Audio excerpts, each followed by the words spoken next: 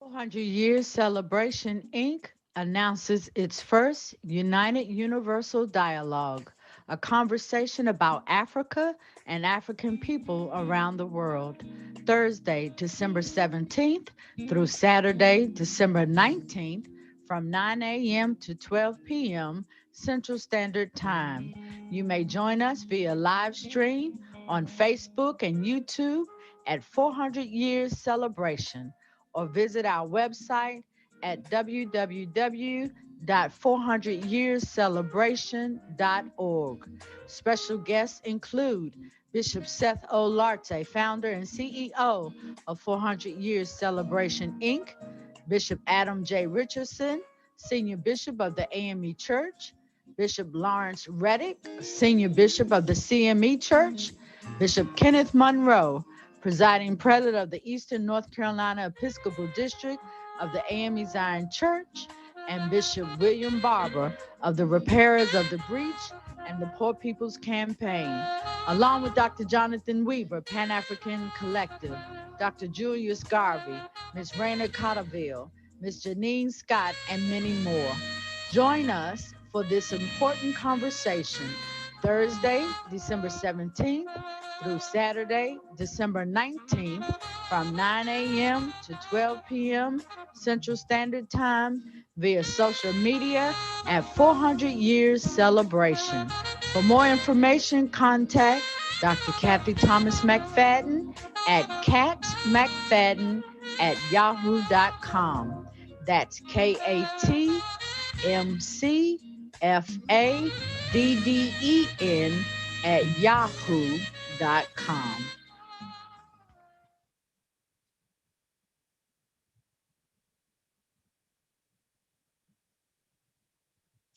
Good morning, good morning, and welcome to day 3 of United Universal Dialogue. We are so happy that you are here with us. We want to especially thank those who have been with us all 3 days of this rich and engaging conversation. Hasn't it been amazing? I'm sure you've learned some things. I've learned some things. We've met some wonderful people on day 1, which was Thursday. Our theme was understanding the health and educational disparities among Africans worldwide and the need for a greater connection. And we had our senior statesman on, Mr. Mel Foote, Dr. Julius Garvey. We had some interesting conversations that day. And then on day 2, Friday, we had our young people came and shared their passion based on the theme, the need for an economic wealth and community development initiative. And boy, were they passionate and talkative and engaging. So we need all generations engaged in this United Universal Dialogue. I mean, we have had some good stuff. And we come to day 3 and we come with some heavy hitters today. And I am so excited about what day 3 is going to bring. Today's theme, enhancing Africa's infrastructure to ensure an impactful future. We've got Bishop Larte, who will come in a few minutes, Dr. Jonathan Weaver, Bishop Lawrence Reddick, Bishop Adam J. Richardson, Bishop Kenneth Monroe. We've got Mr. Eugene Faison, and some others. And so we're excited about what this day brings. And so today and the other days has not just been about having a conversation, but it's been about having a conversation for a call to action so that we can move forward. We're not just talking to be talking, we're talking so that we can begin to create, as we talked about the other day, our 100-year strategic plan. And we're excited about how that's shaping up. We're excited about the partnerships that we're beginning to develop with some of our new friends that we have met over the last few days. And we're just excited that you are joining us. Some of you have been with us all 3 days, and so we are excited about that. And so I'm going to encourage you, those of you who are on social media, Facebook, YouTube, to go ahead and start a watch party. Go ahead and share the video and the website so that others may join us for this engaging and enriching conversation. And for those who don't do social media, you may go to our webpage, share with your friends, our webpage at www.400yearscelebration.org. And you can see us. And of course, all of our recordings will be made available at a later date.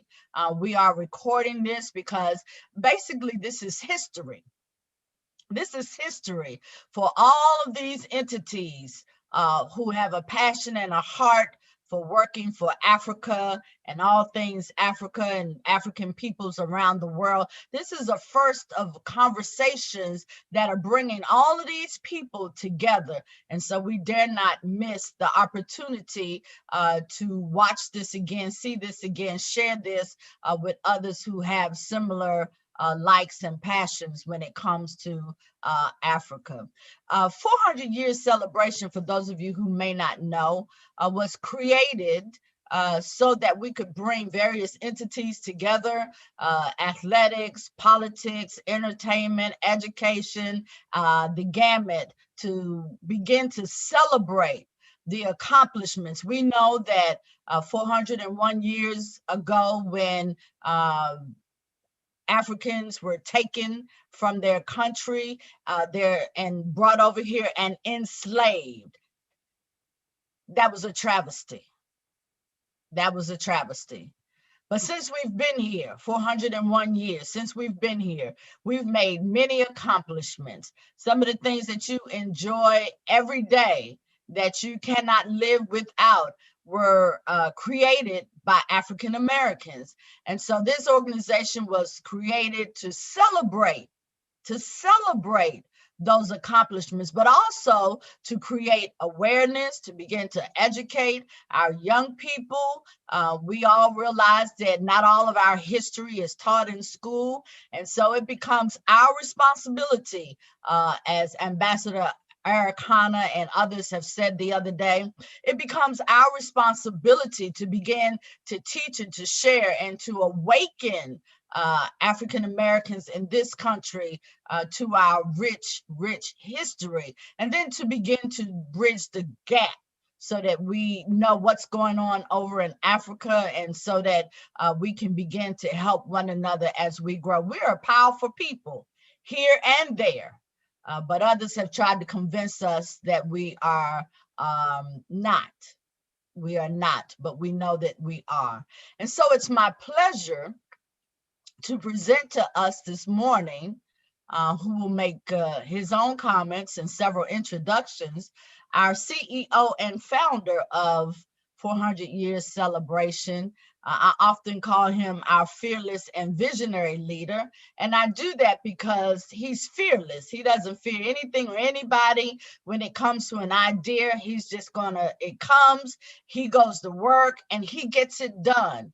And he is a visionary. He sees farther than the average person sees. And so aren't we glad about it? Because this was his vision, not only 400 years, but being able to come together and to have this dialogue with people who are working on the continent and here on behalf of the continent.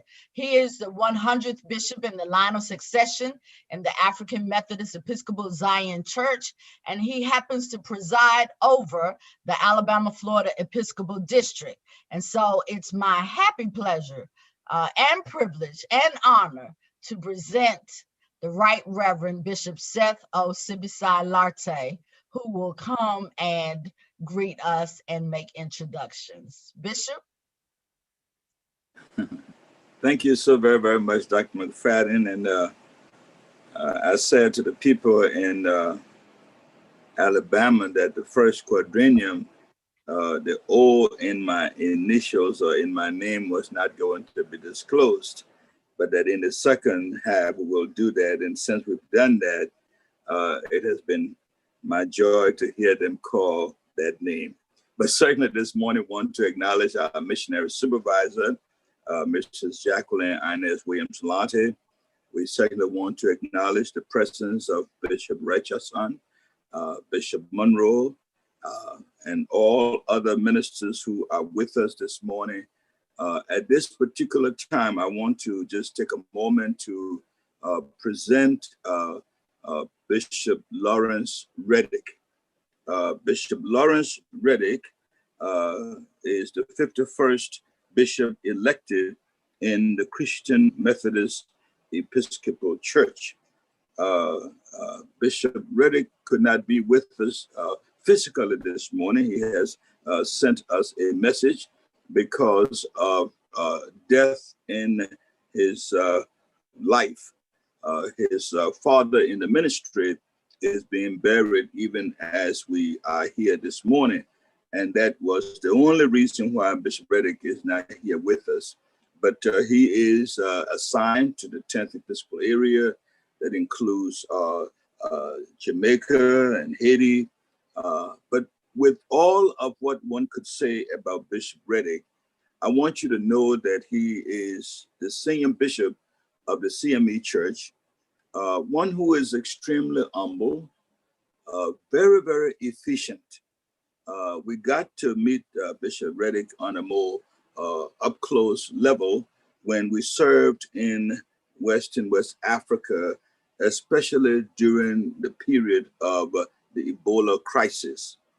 And as a result of that crisis, we came together, the CME, AME, AMEZ, at the time with Bishop Few, Bishop Ennis of the United Methodist Church, Bishop Frencher of the AME Zion Church, and we formed what we called the West Africa Methodist Collaborative. And as a result of that collaborative, we're able to raise enormous amounts of money to assist each of our respective denominations in responding to the atrocities brought about by the Ebola crisis. It was then and there that I discovered what a genuine leader Bishop Reddick is. One who loves God, loves God's people, very committed to progress, and whatever it is that has to do with the enhancement of human people, human lives, wherever you find them, Bishop Reddick can be found in that arena. And so it certainly gives me a great delight and pleasure to present him now via video to bless us with his meditation. Bishop Reddick.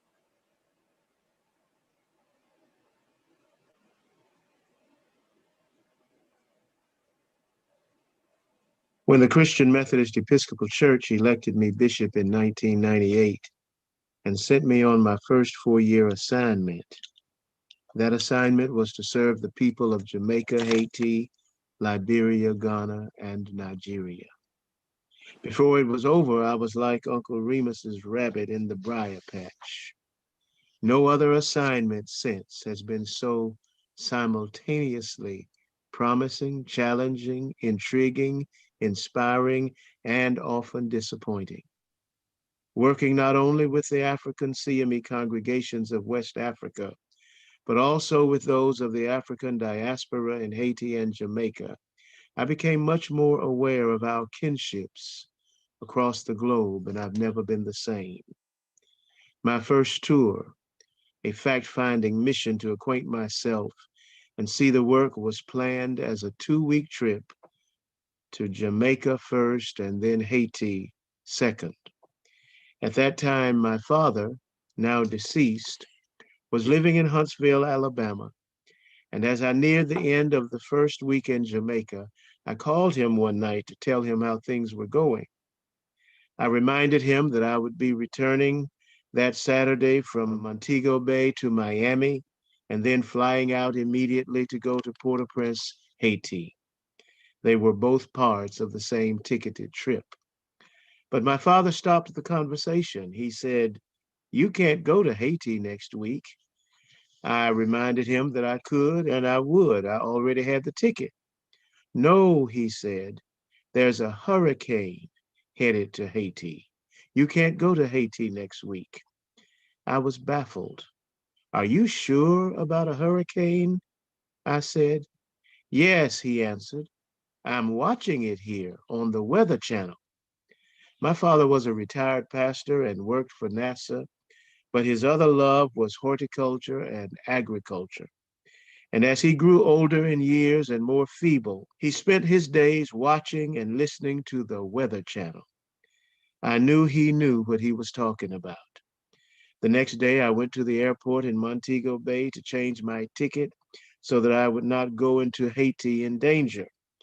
But I had heard nothing on the television, and I was avidly watching CNN for the news every day. But I had heard nothing about a hurricane headed to Haiti. When I got to the ticket counter at the airport and asked the clerk to help me change my ticket because a hurricane was headed to Haiti, her response was, "We haven't heard anything about a hurricane going to Haiti."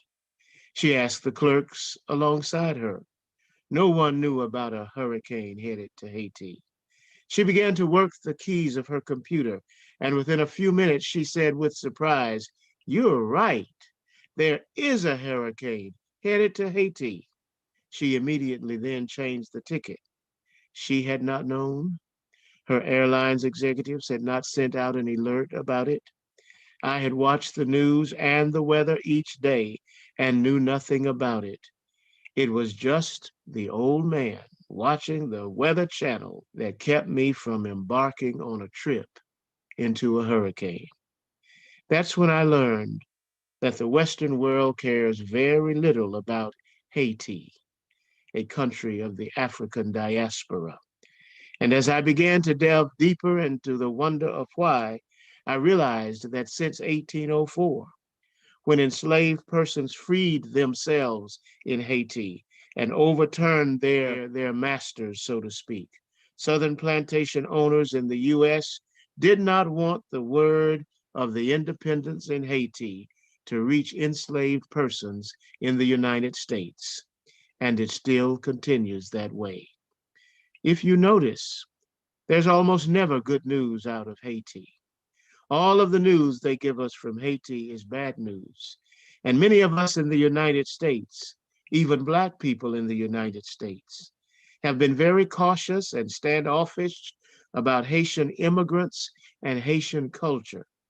But if you spend time around the Haitian people, you will find them among the world's most resilient and industrious, that is, hardworking and able people there are. From the very beginning, this United Universal Dialogue Conference has been informative and hopefully the beginning of a new day of partnerships. I like the way Melvin Foote said it. I'm here to be a partner. Thursday was a great day of information. I can't speak about Friday because I'm taping this on Thursday night. I had planned to be with you live today, but since my commitment was made, my father in the ministry answered the eternal call, and his funeral is today, and I must be there. But here are a couple of questions for us as we talk about and plan for the future. What can we build on? And the answer for me is obvious with the text I've been given. It's 1 Corinthians chapter 13 and the first part of verse 13. And now these three remain: faith, hope, and love. That's the New International Version. And the New Jerusalem Bible says, as it is, these remain: faith, hope, and love. These three things, I'm convinced, are essential to what we need to go forward. As we embark upon a venture of working together to restore Mother Africa to a place of prominent respect as we work together to impact infrastructure development and economic wealth. These tools are needed for us, and their uses need to be applied among us. In these verses, faith, hope, and love are lifted to us as God's divine gifts, given to us to live, to persist, to remain, to stay with us in our spirits. Or if I may say it the way I would were I preaching on a Sunday morning, they help us in our start and they carry us through. Our faith, our hope, and our love, they remain powerful throughout. That's the significance here of the Greek perfect tense in the word remain, last, abide. It's about an action begun in the past, whose effect continues through the present and forward. Some things take us only so far. That's the implication of the text, but they do not carry us all the way. A resume might get us in the door, but it does not assure that we will have a good interview. Nor does it promise that if we get on the job, we will be able to produce. But faith and hope and love are lifted as gifts from God that not only carry us to the door, but through the door and all the way into the next room. I want to suggest that faith and hope already have been proven mainstays for us as people of the African diaspora and for the people of Africa. It has been in our music, whether it's in the indigenous African songs or the American gospel songs or the blues or jazz. It's about us holding on, being resilient, determined to survive, and even moving forward. For those of us who are Christian believers, it's in the music of Precious Lord, Take My Hand. It's in the preaching about God delivering God's people out of Egypt. It's about God making a way out of no way, that is, no visible way. These are the things that have carried us and still can and will carry us through. These things remain, says the text. Faith, hope, love. These things abide. These things endure.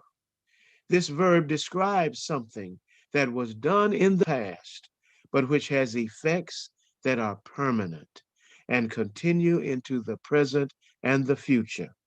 That makes this word describe an action that is enduring. Faith begins and keeps enduring.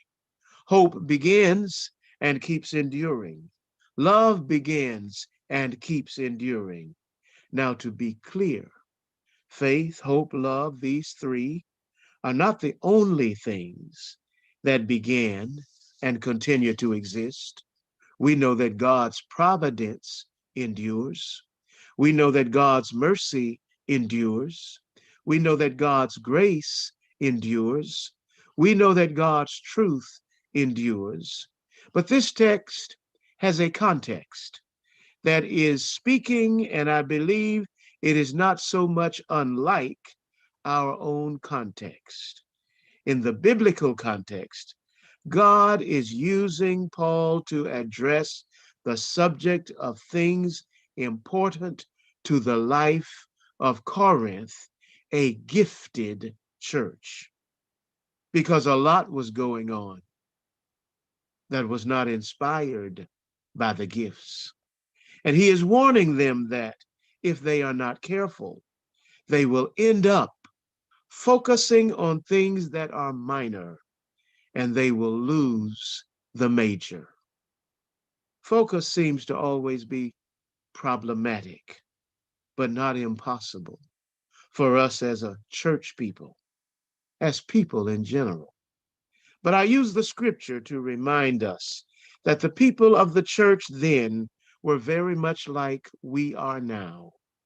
The we who are the children of Africa on the motherland and in the African diaspora. They had, and we have, issues of leadership, Some were following Peter's words, some Paul's, some the words of Jesus. They had, and we have, issues of morality. In Corinth, it was sexual immorality, but that's not the only kind of immoral actions. There are issues of integrity, issues of theft and of abuse. They had, and we have, issues about what is right and what is wrong, and agreeing upon them is hard. Their issues were about celebrating the Lord's Supper, about what foods to eat and not eat, or who is first at God's table. They had, and we have, issues about God's gifts. Rather than just receiving them, they had used them, some of them, as badges of pride.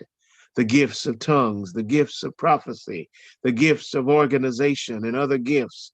For us, they are about us. The questions about who will get the spotlight, who will sit in the high seat at the president's table, who will get the call to go and meet with the president. Then and now it seems that the gifted become the preferred, the favored become the chosen, and the rest are left out. And these gifts in the church at Corinth had shattered their focus, had divided them. And as Paul, as pastor and teacher, talked to them, he had to check them. And he said, I will show you a more excellent way. And that is why he began chapter 13. Not because he wanted to just write a poem about love. No, he wanted to help a group struggling to work together, to see the glue, the cohesion, the strength that they needed to build in order to go through their issues to where they were trying to get to. If I speak in tongues of men and angels, but do not have love, I'm just a resounding gong or a clanging cymbal. If I have the gift of prophecy and can fathom mysteries and have all knowledge, and if I have a faith that can move mountains, but I have not love, I am nothing. If I give all I possess to the poor and surrender my body to the flames to be burned, but I have not love, I've gained nothing. Remember, this is a letter from a church leader to the group of people whom he loved because he pastored them. Love never fails. That means love doesn't give out. That means, in the sense of the word, it was used of flowers that wilt. Love doesn't wilt away. But where there are prophecies, they will stop. And you know, prophecy in the New Testament was very much about inspired preaching. Can you imagine the preacher saying preaching will be done away with one day? As for tongues, they will cease. As for knowledge, it will pass away. For we know in part and we prophesy in part, but when perfection comes, the imperfect will disappear. My brothers and my sisters, he contrasts those gifts that people were divided over with the gifts that last, with the gifts that can be depended upon, that will persist, that will endure, in fact, that will build the group up rather than highlight the individuals, that will carry us through the stages of design and implementation all the way to the finish line. All these will be the gifts of faith and hope and love. He's saying to the people of God, and I believe he's saying to us, that many of these various gifts from God do carry us so far. They give us some strength. They add to us some insights and wrap us into some picture of intelligence. But they are not necessarily the things that will count in the enduring eternal picture of what God is doing in our corporate lives when we link together. What will carry us beyond our individualism will be our faith, our hope, both in projects greater than we, and our love for each other with a sense of respect and dignity. My second trip to my work, or the second trips, the first were a series of site fact-finding missions, and the second were going back to hold annual conferences. And I remember going to Liberia to hold an annual conference. Annual conference, if you're not a Methodist, is the gathering of preachers and pastors and of lay delegates and others from the churches who come to conference to tell the stories of what they have accomplished during the last year. Only in the case of Liberia, it was not just 1 year. Because of civil war, they had not had an annual conference since 1991, until that meeting in 1999. But oh, if you could have seen the pride, the spirit of commitment, if you could have heard the joy in their singing and watched the joy in their dancing, if you could have recognized the stories of courage, not only told, but evidenced. One pastor had helped move his whole village in order to keep them safe during the war.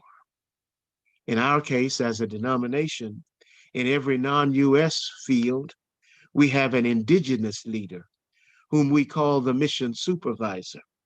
He or she is the person who is really in charge when the bishop is absent, which is most of the time. The mission supervisor called me aside and asked me if we could take the time to hear the pastors call the names of persons in their congregations lost during the war. I told him yes, but I had no impact it would have. I had no sense of the impact it would have on us. It would be like what we will probably need to do in a few months from now, when the pandemic is over, when we have time to remember and grieve and mourn those whom we have been too busy and too limited in access to mourn. Listen, they talked about their faith, about their belief, about their confidence that God would sustain them through what they were going through. They talked about their struggles, their difficult circumstances, how when they were overwhelmed by physical diseases that challenged them and tried them and confronted them, they simply held on and prayed and trusted God and kept moving forward.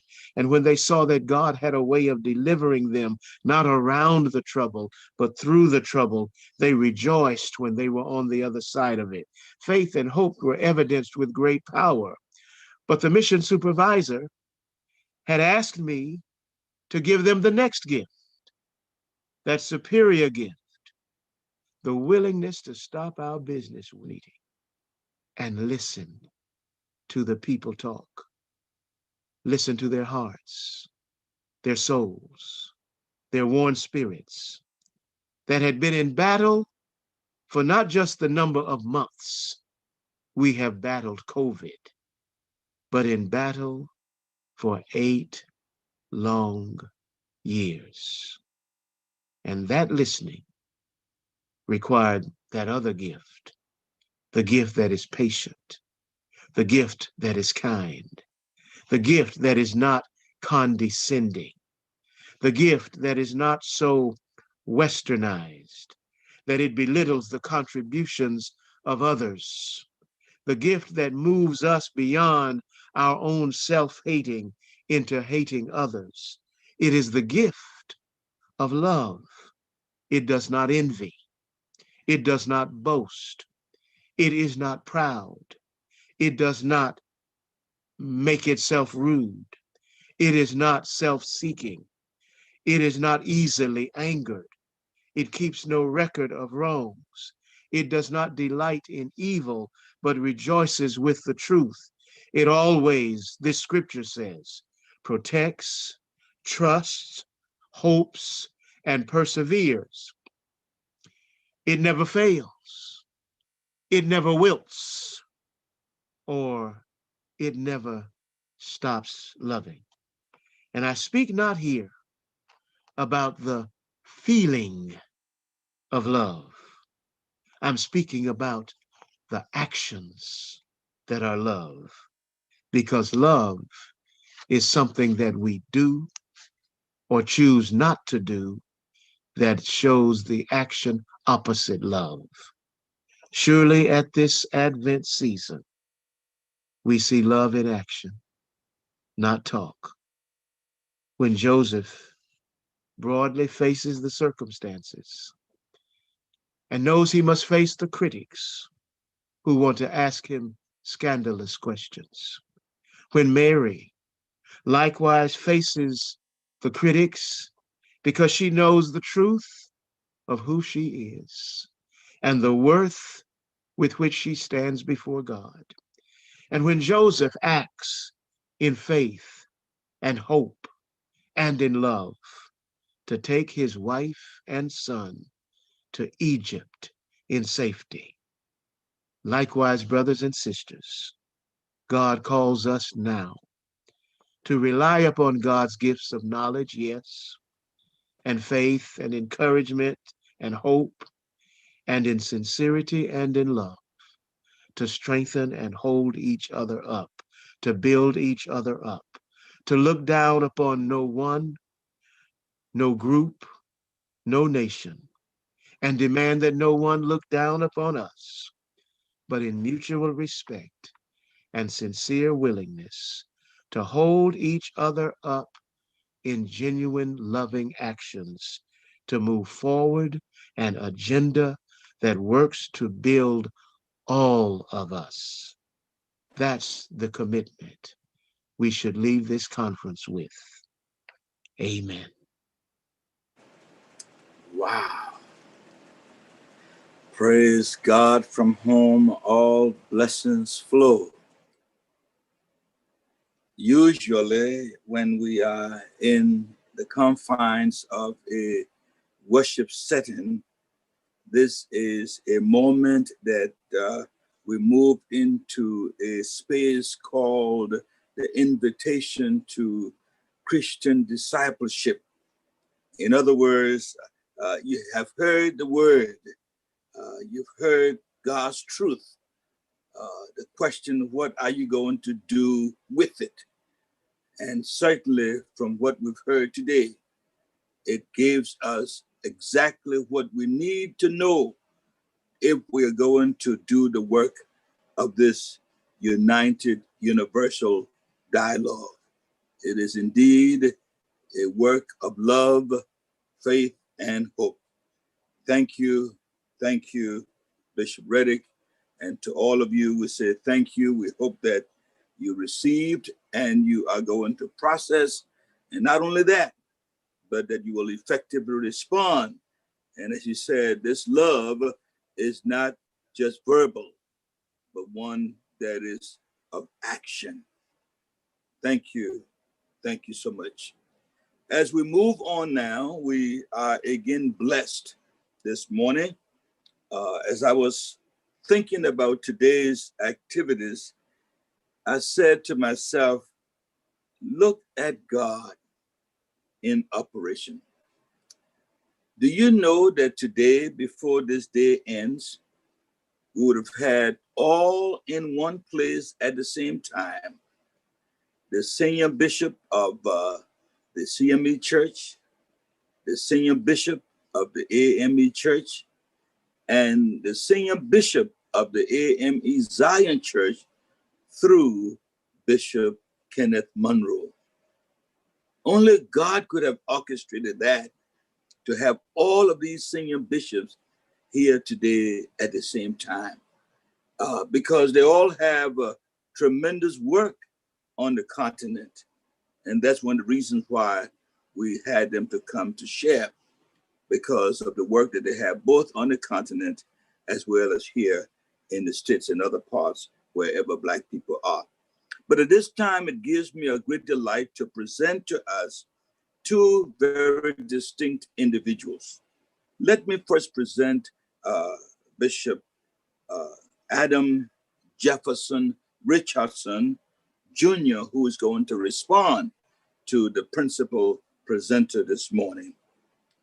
Here is another senior bishop who was elected and consecrated the 115th bishop in the African Methodist Episcopal Church in 1996 at Louisville, Kentucky. He was assigned to the 14th Episcopal District, which includes 6 countries in West Africa from the years 2000 to 2004. Again, Bishop Richardson, if we had the time to go through all of what he has done, you will note that he has been honored by the people in Florida. You will note that he's an author. You will note that he is a tremendous pulpiteer. You will note that he is a fantastic pastor who is in the life transformative business. You will note that he is genuinely a people's person, kind-hearted, generous, gracious. He is a wonderful human being, a child of God. And we are so delighted that he has committed to coming and sharing with us on today. Today, he's going to respond to another very outstanding individual who will present to us, Dr. Jonathan Weaver. Dr. Jonathan Weaver is a pastor of the Mount Nebo Church in Maryland.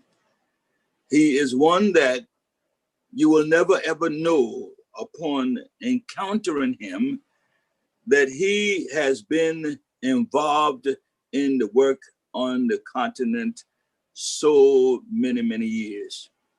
He reminded me of a time when he took a group of young people to Africa, Crossroads, Africa. And believe it or not, the AME Zion Church was one of those recipients of his travel at that time.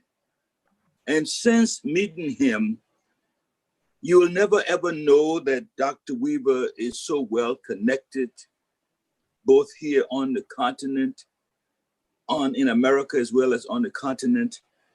When we put together this idea of 400 years celebration, he was our ambassador, so to speak, to the continent, because he would go and meet with so many heads of states, and in his encounters, he would share with them about the 400 years celebration. I'm not sure how and in what context, but I know that the people of Ghana took serious advantage of the 400 years, and there are many more ideas that have come out of it, and we'll be talking more about that. But Dr. Weaver is an outstanding pastor. You will never ever know that he took a congregation from 300 members to some 1,600 members. You will never know that he pastored a church with over 50 plus various ministries. You will never know that he took that congregation and purchased some 87 acres of land. You will never know that they have a school. You will never know that this brother is serious about the business of Christian discipleship. On yesterday, we're blessed to hear one of his proteges who shared with us. And that is something we all need to be mindful of. I tell people sometimes that we have a lot of work to do when it comes to the business of mentorship. We talk about the icon, John Lewis, who passed away the other day. Many of the great civil rights leaders who are passing off the stage. The question is, who are they leaving in their respective places? Who? But I know that in the case of our brother, he is in the business of discipling, training, that when he's off the stage, there will be those who will continue on in the work. So I'm so delighted to publicly thank him for his contributions in helping us to get this dialogue together, for all of those he recommended. And now let me present to all of us His Excellency, the Reverend Dr. Jonathan Weaver, a Marylander and a world citizen for the Kingdom and Pan-African Collective, of which he is the founder and president. Dr. Weaver, welcome. Bishop, thank you so much. God bless you. I am so delighted to be with everybody today as a part of this innovative, historic conversation. And I want to first of all acknowledge Bishop Seth Lartey because of his leadership and his vision for this conference and quite frankly, beyond. I was blessed to have met him several years ago when he attended a conference being organized by Bishop Harry L. Seawright there in the 9th Episcopal District of the AME Church. And when Bishop Lartey got up to speak, I must say that, as I said to my wife several times, I felt like dancing on top of the table simply because of his passion for collectivity, bringing Black people together and specifically around economic empowerment, but also as he addressed the whole issue of us coming together as a Black people, whether or not we were African immigrants here in the United States or Black and African by ancestry and with the people of Africa, as well as Black people in other parts of the world. So again, Bishop, I want to say thank you, and I congratulate you for the tremendous 3-day session that we've had, and looking forward to what's going to take place beyond. I also want to thank Bishop Reddick. My goodness, Bishop Reddick, thank you so much for that extraordinary word that you provided for us. It is certainly one that hopefully everybody will take and walk with it. And then I want to thank God for my previous bishop for the 2nd Episcopal District, Bishop Adam J. Jefferson Richardson Jr. God bless you, Bishop. So good to have you as a part of this today. I want everybody to know that Bishop Richardson left an indelible mark upon my life, and especially on one year when he was with us as our Episcopal leader, that for our Founders Day, he launched, and we had as a general theme, celebrating the A in AME, so that our time was spent really looking at how we could become more aware of our connections with the people of Africa. And he did so in such a way where we also incorporated the ambassador from the Republic of Benin in West Africa to come and to address the body. And so Bishop Richardson, let me just say again, I thank you so much for what you have placed inside of me and the leadership that you have provided even before you became the senior bishop. And I'm grateful for you. Bishop Monroe, thank you also for your presence today and what you have done within the context of this work. Let me just take a few moments to share with everybody also that I want to thank Dr. McFadden. She has done a tremendous job in organizing and pulling all of us together, working for Bishop Lartey. And so Dr. McFadden, thank you and all of the other persons that have helped make this possible. I'm delighted to be able just to share some personal experiences that have brought me to the point where I can also share the need for all of us within the Black world, whether or not we are living on the continent of Africa, and I suspect that we have some that are joining us today. I've reached out to people in places like Rwanda and the Democratic Republic of Congo and Malawi, and in South Africa and Namibia. But I want to begin by saying that there in the Old Testament, the 133rd Psalm, verse 1, says to us how good and how pleasant it is for brothers and sisters to dwell together in unity.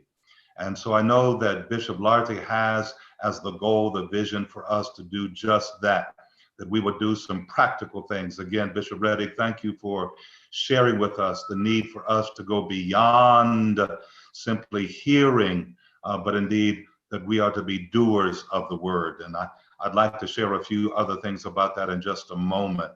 But out of that Psalm 133, it really spelled within me something to do 49 years ago, slightly less than a half a century, while I was a junior at Washington University in St. Louis, Missouri.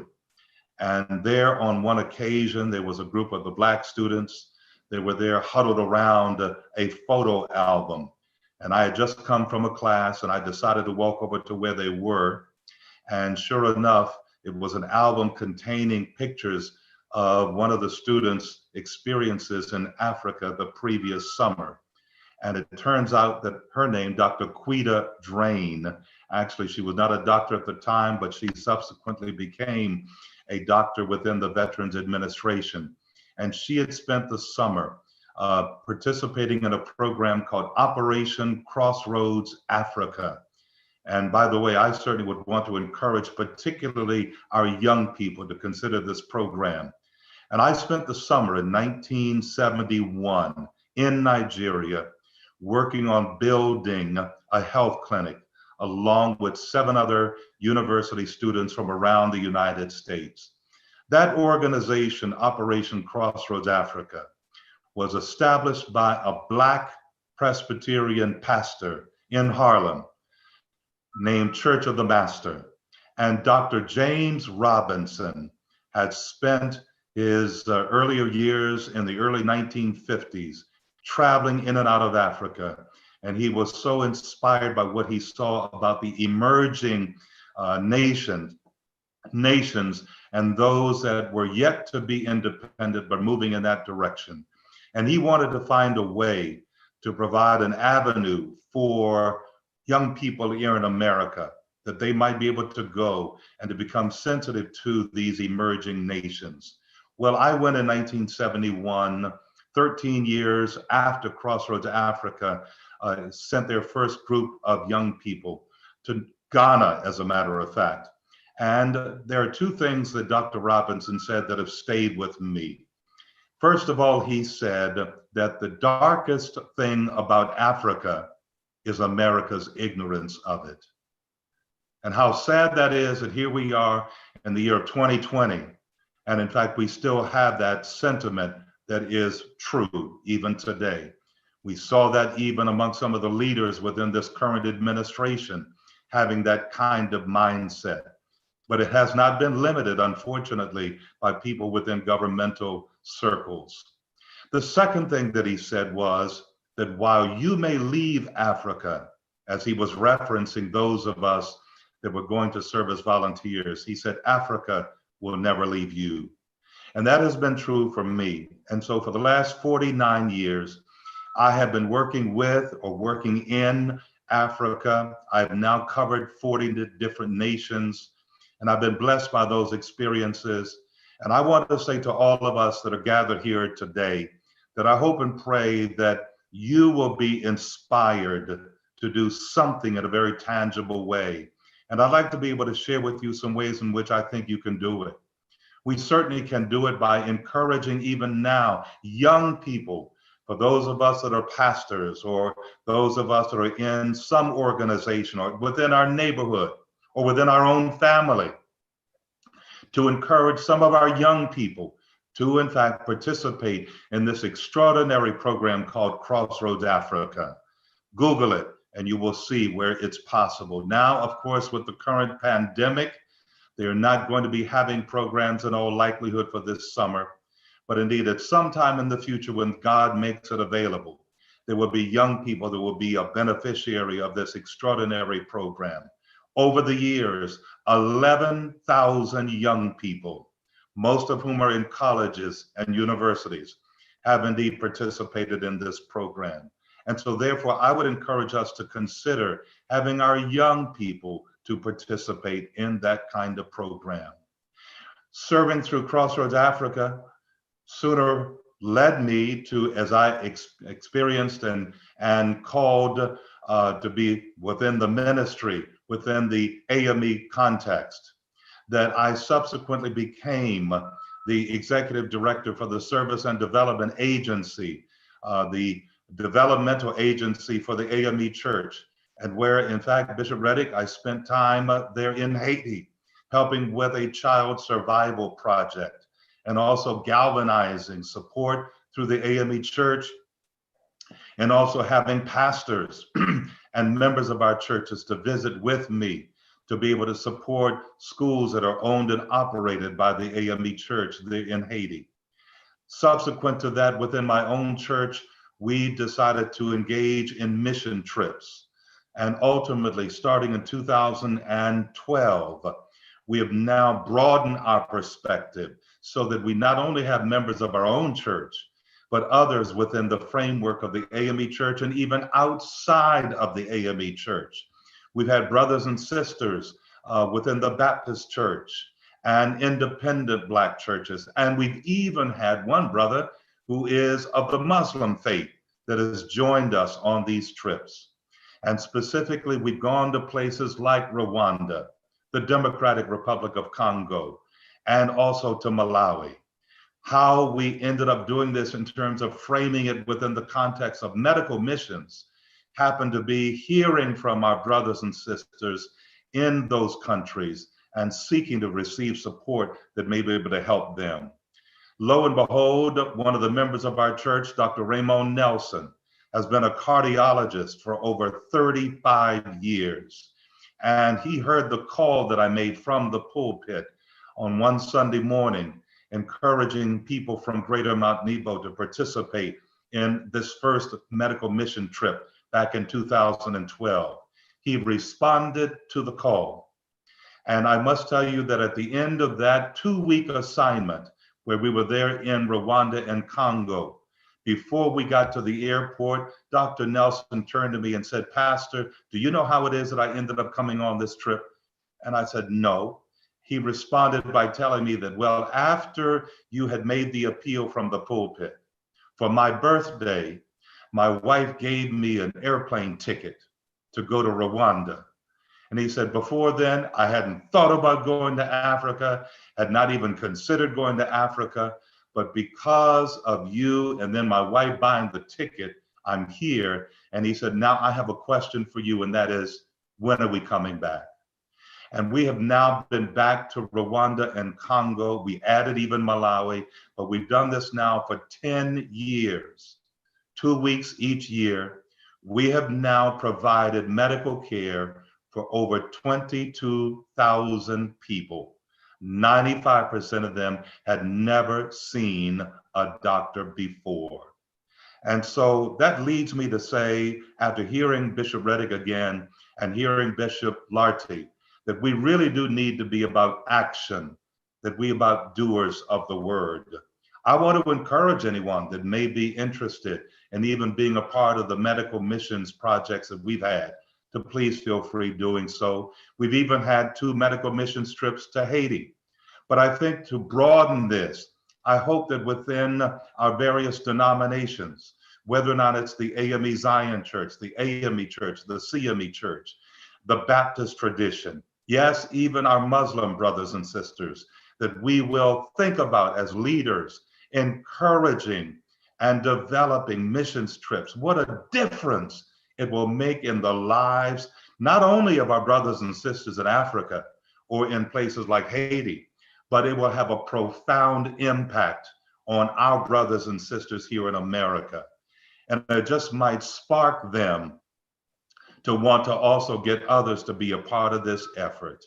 I would submit to you that while many African nations, perhaps all of them, have an ambassador accredited to the United States of America, we're in a position to become ambassadors on their behalf as well by virtue of what we've seen. Let me also share some other ways in which we can connect with our brothers and sisters, even before we take a trip to Africa, literally to Africa. Most of us live in areas where there is a concentration of Black people. I'm talking about, yes, people like ourselves, African Americans, but I'm also talking about African immigrants to the United States. But I would submit to you that in too many places, on too many occasions, we are separated from one another. And I would invite us as African Americans to reach out to our brothers and sisters that live, in some cases, even in our own neighborhoods, but yet we don't connect with them. There are African churches here in the Washington metropolitan area, and I suspect that there are the same African churches in other cities around the country, but too often we are separated from one another. I want to encourage us to make it a point of reaching out to our brothers and sisters. We've done that with churches here in the DC area of Congolese and also of Nigerians, where we have maintained these kinds of relationships. And so I hope and pray that we will consider to do that. I would also say that within the embassy community, we have, as I said, African embassies positioned here in the Washington metropolitan area. But quite frankly, some of the ambassadors for those countries would be more than happy to come and to spend 2 to 3 days visiting the cities where you are, and then for you to invite them to come in and worship with you on a Sunday morning. I would dare say that if you give them an opportunity to come and then to talk about, in fact, what their needs are, their hopes, their dreams, it may very well be people within your congregation that get sparked by what they hear from that ambassador, to be able to then come up to that ambassador after the service is over and to say, Madam Ambassador, Mr. Ambassador, I have a background in agriculture. I have a background in engineering. I have a background that may support what you're doing. And I'd love to be able to come to your nation. And it may very well be that begins the process of your own local church connecting with African nations. We've talked about these needs for partnerships.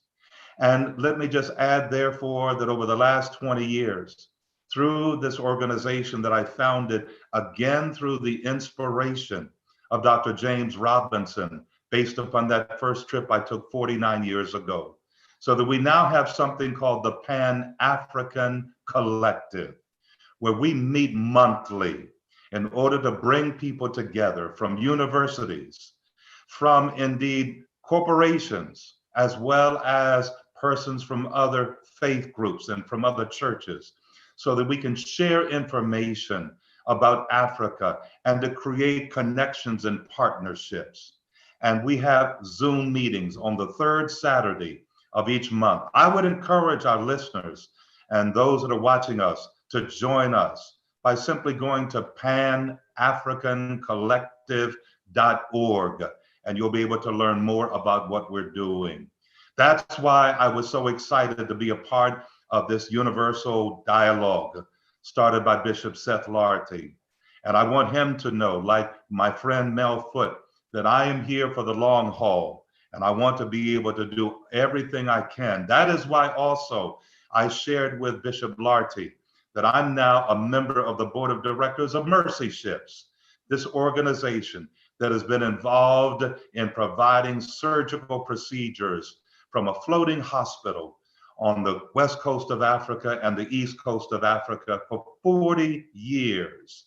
And they have just now completed their 100,000th surgical procedure last year in Guinea when I was on the ship along with the other members of the board of directors. I hope and pray that we will recognize that we've got people within our congregations, within organizations such as sororities and fraternities, the Divine Nine, in the NAACP, within the Urban League, organizations within our communities that are gifted in so many ways. We have Black doctors, we have nurses, we have so many people that could indeed find that they can be a blessing to the people of Africa. I can share with you right now, I believe that we have people such as the president of the Council of Protestant Churches. They're in the Republic of the Democratic Republic of Congo. That organization alone is the largest Protestant council in the world. And he has written to me, sharing with me his desire to have Black people in America to come and to be able to provide assistance in terms of the clinics and the hospitals that are owned by that Protestant council. And likewise, for secondary schools and colleges and universities that are owned by that council.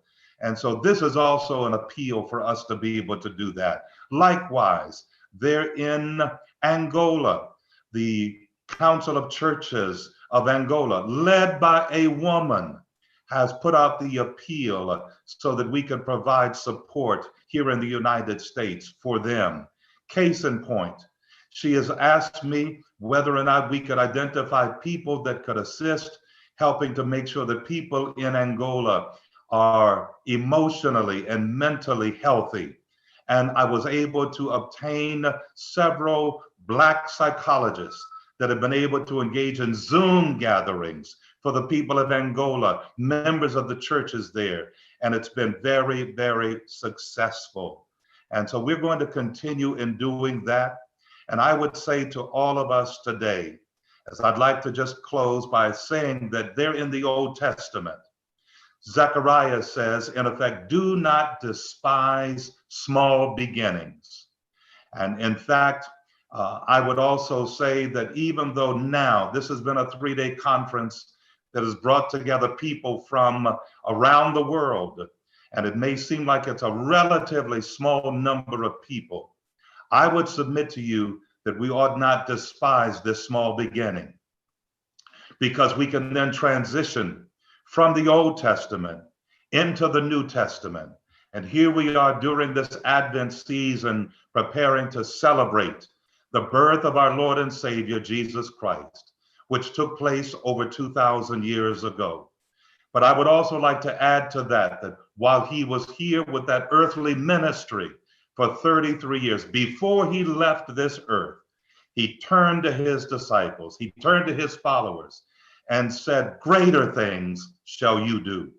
Now, most of us know that we would be surprised and maybe ready to scratch our heads and to say greater things than Jesus did, healing the sick, raising the dead. His point was that he was soon going to be leaving this earth.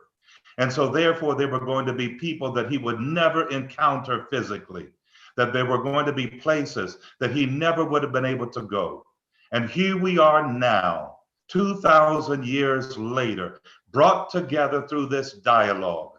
And I do believe that what God is calling us to do is to make sure that as Black people, to recognize that there are greater things that we are being called to do. We're called to be greater in terms of having people within the Black business community to be able to impart their skills and to partner with businesses on the continent of Africa so that they will no longer be raped, if you will, on the continent of Africa. They will no longer be exploited, but rather that we will have brothers and sisters that own businesses or that are part of a business here in America that can take their skills and their talents and to be able to help to transform African economies. That we will take the skills that we've got as doctors and as nurses and as engineers, and to be able to take our skills and to do greater things so that ultimately those of us within the Black community, whether we are African immigrants here in the United States, whether or not we know it was our ancestors that came from Africa, or whether or not it's the people of Africa, that we will recognize that we are indeed one people and that we need to become united. And as we become united, greater things we shall be able to do as a united people. So I encourage you, Bishop Seth Lartey, Bishop Reddick, Bishop Richardson, and others that will be a part of this movement, that we will recognize that while this has been a moment these last 3 days, that God is catapulting us into making sure that this is a movement. And I would submit to each and every one of us, it means therefore that God is calling us to do greater. God bless you.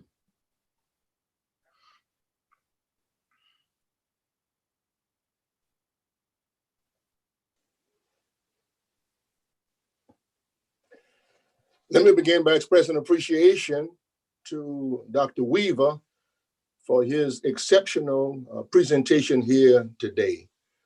And being tapped to offer this response actually gives me an opportunity to salute Bishop Seth Lartey for his vision and passion in bringing this much needed conference with its Pan-Africanist flavor and intent. This has been tremendous. I've been pleased to honor the work of Dr. McFadden and the role that she has played in organizing this amazing 3-day event. I've been informed, enlightened, and inspired by the richness of our coming together for this purpose. I want to thank also Bishop Reddick for his amazing presentation here today. As always, he's a blessing to the body of Christ, and I've been blessed. This moment also provides me with another opportunity to express my gratitude to the Reverend Dr. Jonathan Weaver, who is extraordinary in his knowledge about the Pan-Africanist movement and is doubly committed to an active engagement in ministry at the deep end of what ministry means for both indigenous persons and the goodwill of the whole for those of us here in the United States or in the diaspora.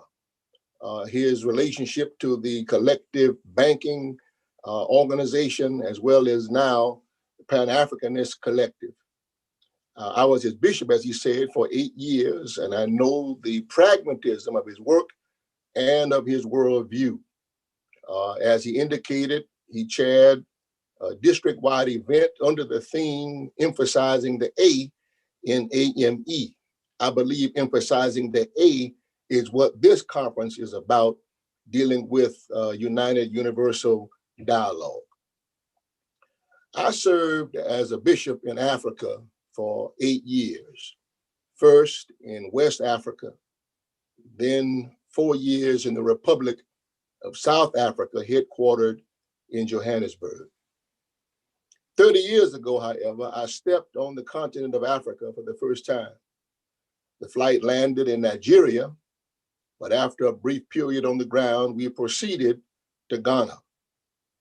I stepped off the plane in Accra and endeavored to kiss the ground. I felt at home. Here in the United States, I had begun to self-identify as African American. And I put that on my immigration form for the customs agent. That, along with my passport, I handed it to the agent, who looked at me and then looked at my documents. And the agent proceeded to run a line through my African designation and my preferred identity. Presumably, my intent to identify with him was not reciprocated. He was African. I was American. Undeterred, I can tell you I love Africa and its people. I was always annoyed, however, especially in West Africa, by what I saw as abject poverty in so many places. The people were standing destitute, literally on top of wealth. In South Africa, the issue was the legacy of brutal apartheid. When I returned to Africa as a bishop, I was determined to do something meaningful, especially as related to the economic matters associated with the areas that I would be serving. The industries, however, were importing people from the US and from Europe to work the top tier management positions, as the land had already been locked into 100-year leases to those companies. Millions of acres of land filled with pineapples in Cote d'Ivoire, in a place called Dole, or millions of acres of rubber trees in a community in Liberia known as Firestone, or major plants in Ghana with signage that read Nestle's. In that drained resources and exported those goods and products to markets outside and away from the places where they were grown. In Liberia, for example, lumberjacks were brought in to cut down entire forests, hauling away the timber, Money from the timber was used to help finance civil war and to prop up failed government. I left a hotel one morning many years ago in a certain country en route to the airport. And upon seeing the colorful banner stretched across the road and making conversation with the taxi driver, I remarked, I see that you're celebrating Independence Day this weekend. How many years will it be? And the driver said, we'll observe 24 years tomorrow. I said, congratulations, that's great. His retort stunned me. In the 24 years since we declared independence, we haven't built one road. We haven't even filled one pothole, not a new traffic light or a stop sign. We haven't added one more classroom, not one more hospital bed. We've been stagnant for 24 years. 24 years of independence, 24 years of stagnation. In Monrovia, as the AME bishop, I traveled the road to get to churches and schools. And on a particular road, the potholes were so deep, we bounced our heads to the top of the ceiling in the car. So I asked the question to no one in particular in the car, when was the last time this road has had any attention? And in unison, they announced the specific day in August 1990. For a week, I presided over an annual conference. I lived in a city to which the war had not been kind at all. No telephone service, no electricity, no running water, no plumbing. And I'm not sure that Buchanan has recovered since the war. So what is it? Is it despotic leadership, tendencies, incompetence, self-ambition, war? What is it? Here's what I do know. We have an opportunity to make a difference beginning now. I've often thought of the awesomeness of Africa, not just its size, but the size of its potential. What of the United States of Africa, a continent of people whose humanity is respected? We've heard the challenge today from Dr. Weaver. Powerful presentation with concrete things that we can actually do. And following the mandate from our preacher today, Bishop Reddick, love in action, because love is a verb. So we are called actually to do greater things, not only in our own communities where we live, but also in the land that we love. Let's get busy.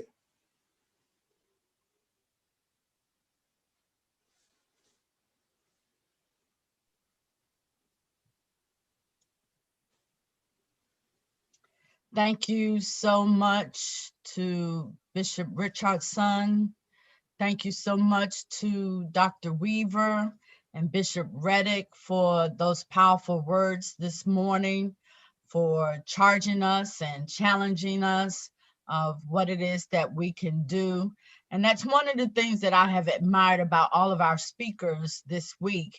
And that is, not only did they come with acknowledging the issues that we needed to deal with, but they also came with some resolutions, some strategic planning of how we get that done. And we're going to talk a little bit more about that in our panel discussion. But let me just say to all of you, thank you so much for the wealth of information, knowledge, and passion that you bring to this dialogue because of your experience. And so we are forever grateful for you partnering with us, for you not thinking it robbery to join us these last few days to help make a difference.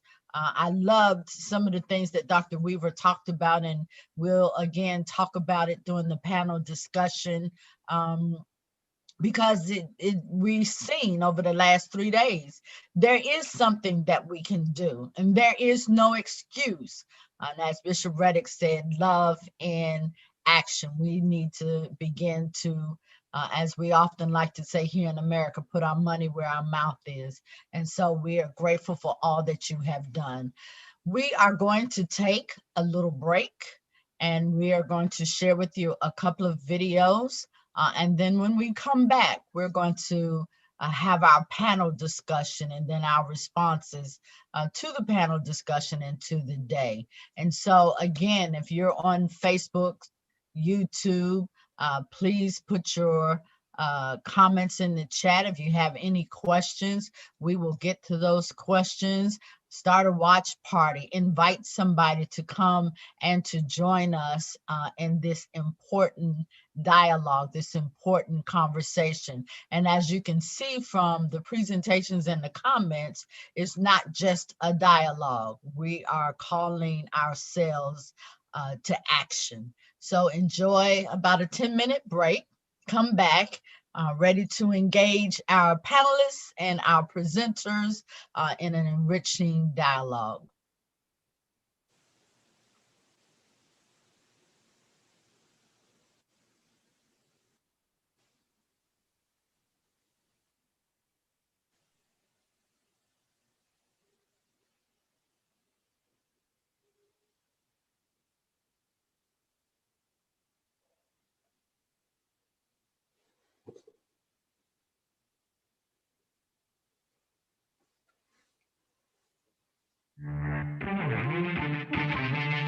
This is a drill. This is a drill.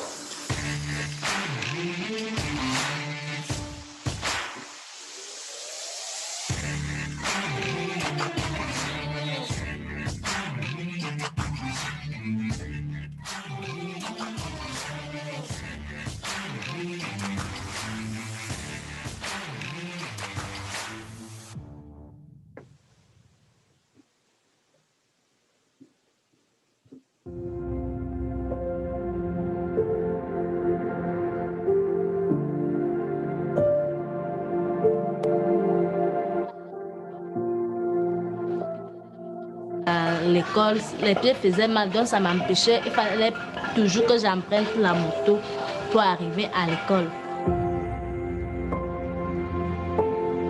Comme puiser de l'eau, je ne pouvais pas. Même à l'eau change, je ne pouvais pas. Donc j'étais obligée de rester. Bon, ce qui m'a trop fait mal, c'est parce que partout où Julienne passait, on la regardait toujours mal. Il y a même des gens qui avançaient des mots. Une femme enceinte, elle peut vite se cacher de façon que son enfant ne doit pas ressembler à Julienne. Bon, j'avais ce qui me donnait souvent la force, c'est par rapport à elle-même. Dans ma tête, quand j'ai d'abord vu qu'on a d'abord, même si je ne suis pas d'abord appelée Julienne, je pouvais d'abord sauter de joie, mourir de joie.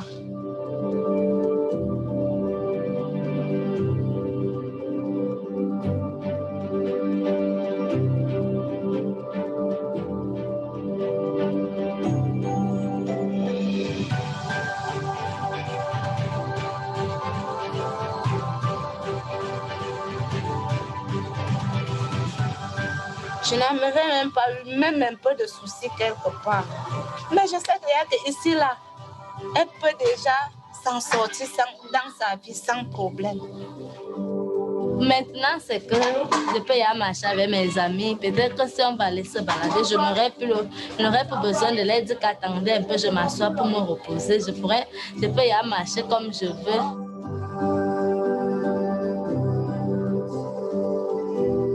Et c'est très fier. C'est pour ça que je remercie Dieu et merci Chip et tout le monde qui m'a regardé là-bas tout au long de mon séjour.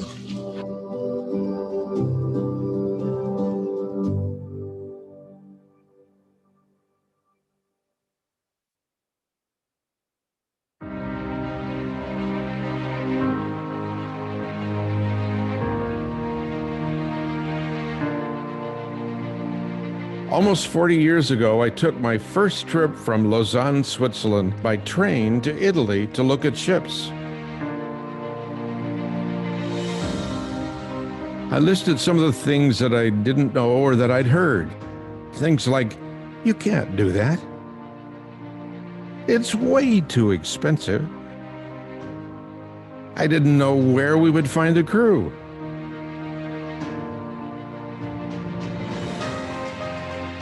In fact, I didn't know what I didn't know. I was 32. That's awfully young. Almost 40 years ago, God took a huge risk. I could say that it all started with a hurricane or reading a book about the famous SS Hope. I could say it started with meeting Mother Teresa or with the birth of our special needs son, John Paul. Or I could say it began with my parents' simple way with grace and mercy and dignity with their small town helping hands. I could say all of those things about the very beginning of the idea that became Mercy Ships, and they'd all be true. Mercy Ships is a unique organization because it is bringing services to countries that would otherwise never be able to access those services. The millions of people who either physically or financially do not have access to healthcare are staggering. You just see people that need help. You realize that they have no way of getting help. And I want them to know that they're loved. After the rejection and the ridicule and the hard lives that they've had up until this point, then to have a ward full of nurses and the other ship staff, people just pour out so much love on them. Love does make a difference.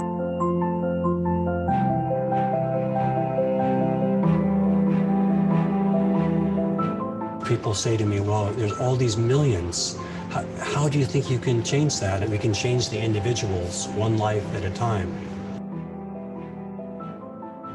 The ART platform, surgeons, nurses, professionals from all over the world, offering this free of charge at the highest standards is unique. If you talk to any of the government leaders, as I have, they will tell you how beneficial Mercy Ships has been, not only for their people, but also in terms of a lasting impact. We're working hard here to leave a legacy of improved healthcare. Mercy Ships is particularly good at providing not just training, but training with an imbued sense of needing to pass on the training. We can work together and do things together that we can never do by ourselves.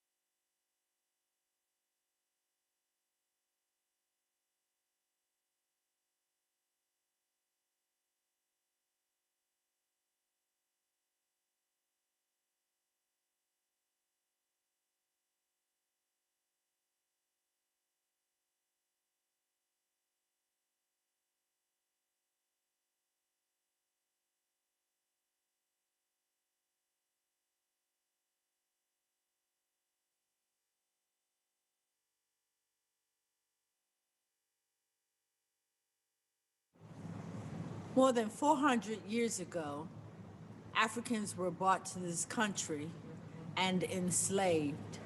And for 401 years, we've struggled for health equity and equality, for wealth equity, to be treated as human beings and not second-class citizens. It was a travesty what happened, but the 400 Years Celebration Organization helps to create awareness, educate. The purpose was to gather people from all walks of life, entertainment, politics, athletics, education, to celebrate the accomplishments of African Americans since being in this country. We know that we have a long way to go, and the United Universal Dialogue was the beginning of having conversations of Africa and African Americans and Africans worldwide. We want you to be a part of the movement. My name is Kathy Thomas McFadden, and I serve as the Executive Director of the 400 Years Celebration Incorporated. And under the leadership, guidance, and vision of our leader, CEO, and founder, Bishop Seth Olarte, we want to invite you to partner with us as we create change, as we celebrate, as we create a 100-year strategic plan to strengthen the infrastructure of Africa, to bridge the gap between the continent and the diaspora, to begin to create awareness for all peoples that they might understand the rich wealth and heritage of the African people and their descendants. So join us, visit us at www.400yearscelebration and partner with us financially. Partner with us as we begin to create a movement to move forward. And we ask that you would join us as we join others who are already doing the work. We appreciate your support, and we look forward to seeing you in the future.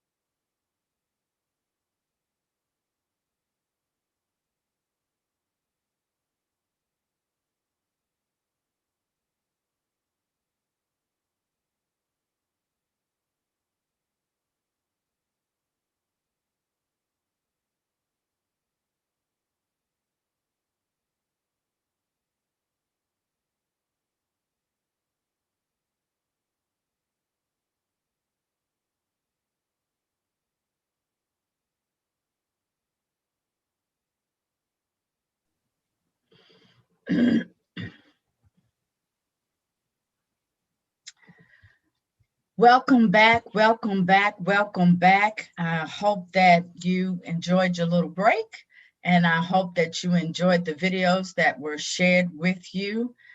We want to invite you to partner with us through the 400 Years Celebration Organization. We want you to partner with us as we partner with Mercy Ship. And so you may give at Cash App 400 Years Celebration. You may mail in your contributions to 808 South Lawrence Street, Montgomery, Alabama 36104. Make sure that you do it to the attention of 400 Years. And let us know if you're contributing to the organization or contributing to Mercy Ship, because not only are we partnering with Mercy Ship, but we're also looking forward to creating more avenues where we can dialogue and get together and do what we feel like we're being called to do. And all of that takes funds, all of that takes money. And so again, we're glad that you're here with us today. If you're on Facebook or YouTube, we ask that you would start a watch party. We ask that you would invite your friends and be sure to, especially during this dialogue, to put your questions in the chat.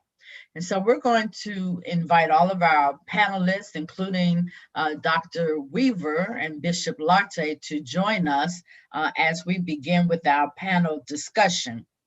And so let me begin by introducing some very profound young people who are with us. Paul Presidu is an accomplished individual in Westchester County, New York.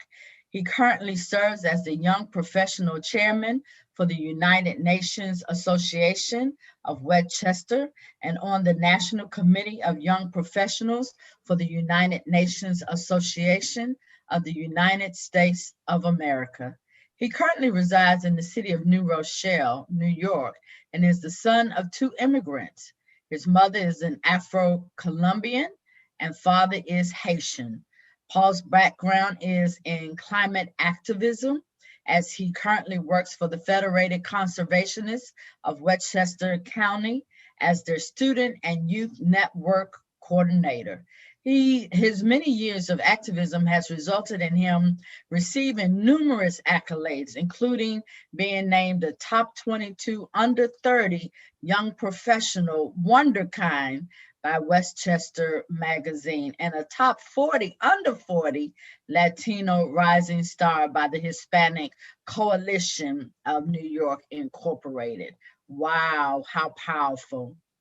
Now, I practice some of these names and sometimes they may not come out correctly, but we're going to also invite Dr. John M. Ulim Wengu to join us as well.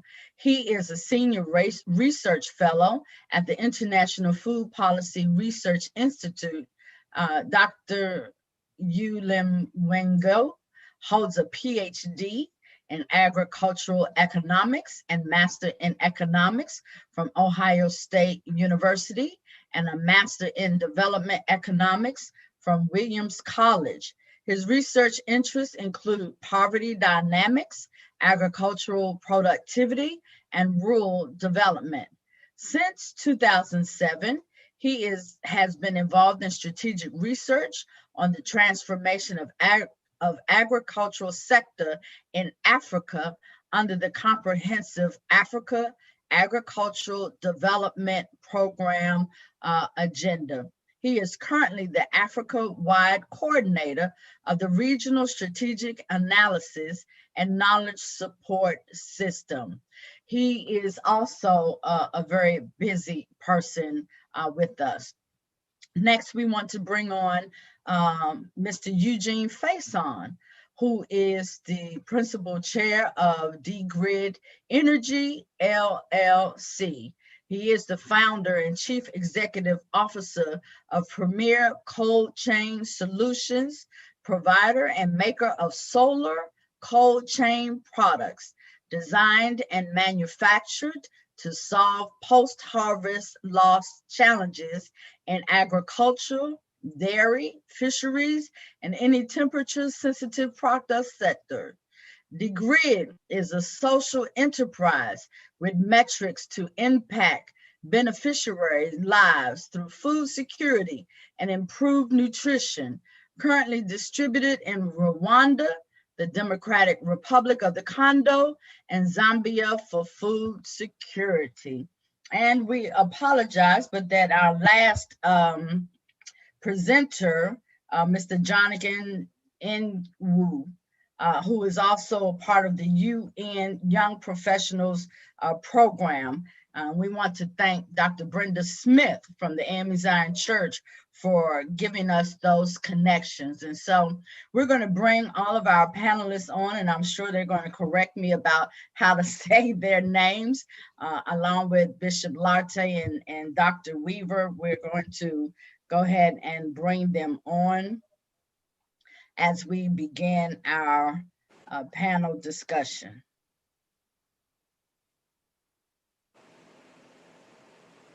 Welcome, welcome, welcome to everyone.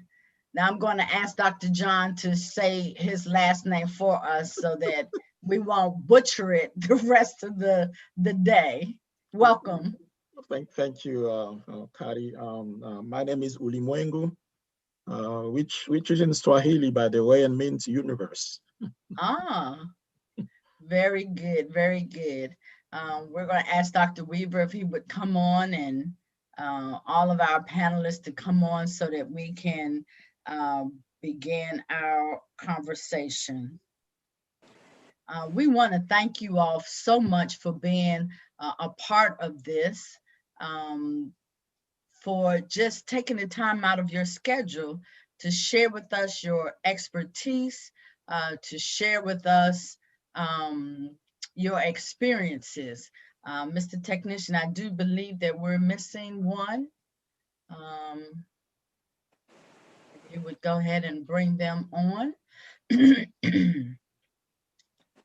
And we'll go ahead and get started.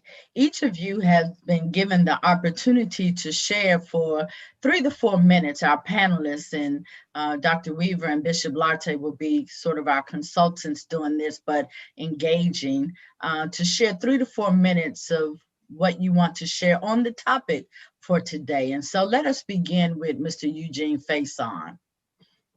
Well, first of all, I want to say thank you for inviting us to attend this, and DeGrid Energy is very pleased to be here. I've been working in Africa since 1970. It goes back to early times in Senegal and the Congo, which was then called Zaire.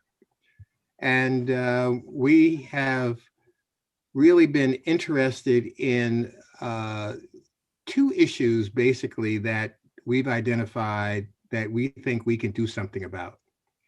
And it started when we were in Senegal and Zaire, and that was the issue of limited or no electricity. And without electricity, you can't do very much, and particularly in the areas that are pertinent to health, areas that are pertinent to food security, and areas that are pertinent to the economy itself.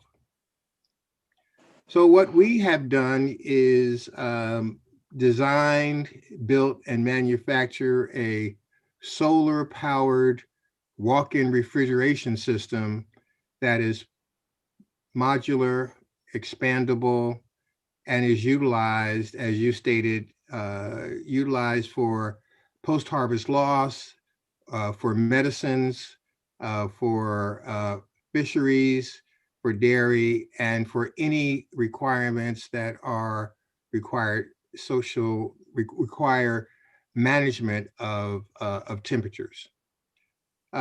This seems to be particularly important now when you think about the COVID-19 situation. In recent conversations with some donors, we've been exploring how to deliver the vaccines that are now being available for in Africa. And the challenge there is that the infrastructure does not allow for the delivery of the Pfizer vaccines because of the strict temperature requirements of minus 70 degrees. And the others that are becoming available, while their temperature requirements are less stringent, there just is not the cold chain in the country that is allowing it to be able to allow everyone to be vaccinated.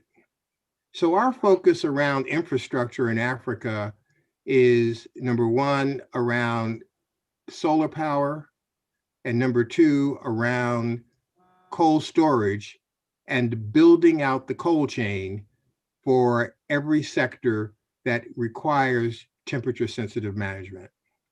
And I look forward to discussing that in the Q&A to see if there are ways that we can address that or attract others to participate with us in reference to that. Thank you, Dr.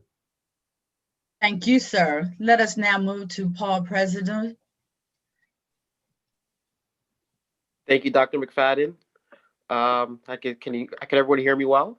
We hear you loud and clear. That my connection was okay. First of all, I want to thank you and Bishop Olarte for giving me this opportunity to address you, and also Dr. Brenda Smith, who is Partnerships Chair for the United Nations Association of Westchester County, and she's also a member of the African Methodist Episcopal Zion Church. When she informed me about this event, I knew I had to be part of this because of the gravity of how important this conversation is in light of the rising civil unrest that we're seeing, not only in the United States of America, but also throughout the world.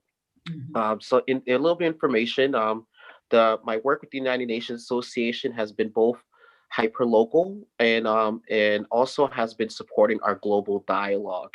And I think that the streamlining the resources and the overall membership of the United Nations Association is very vital for the enhancement of Africa's infrastructure for future development.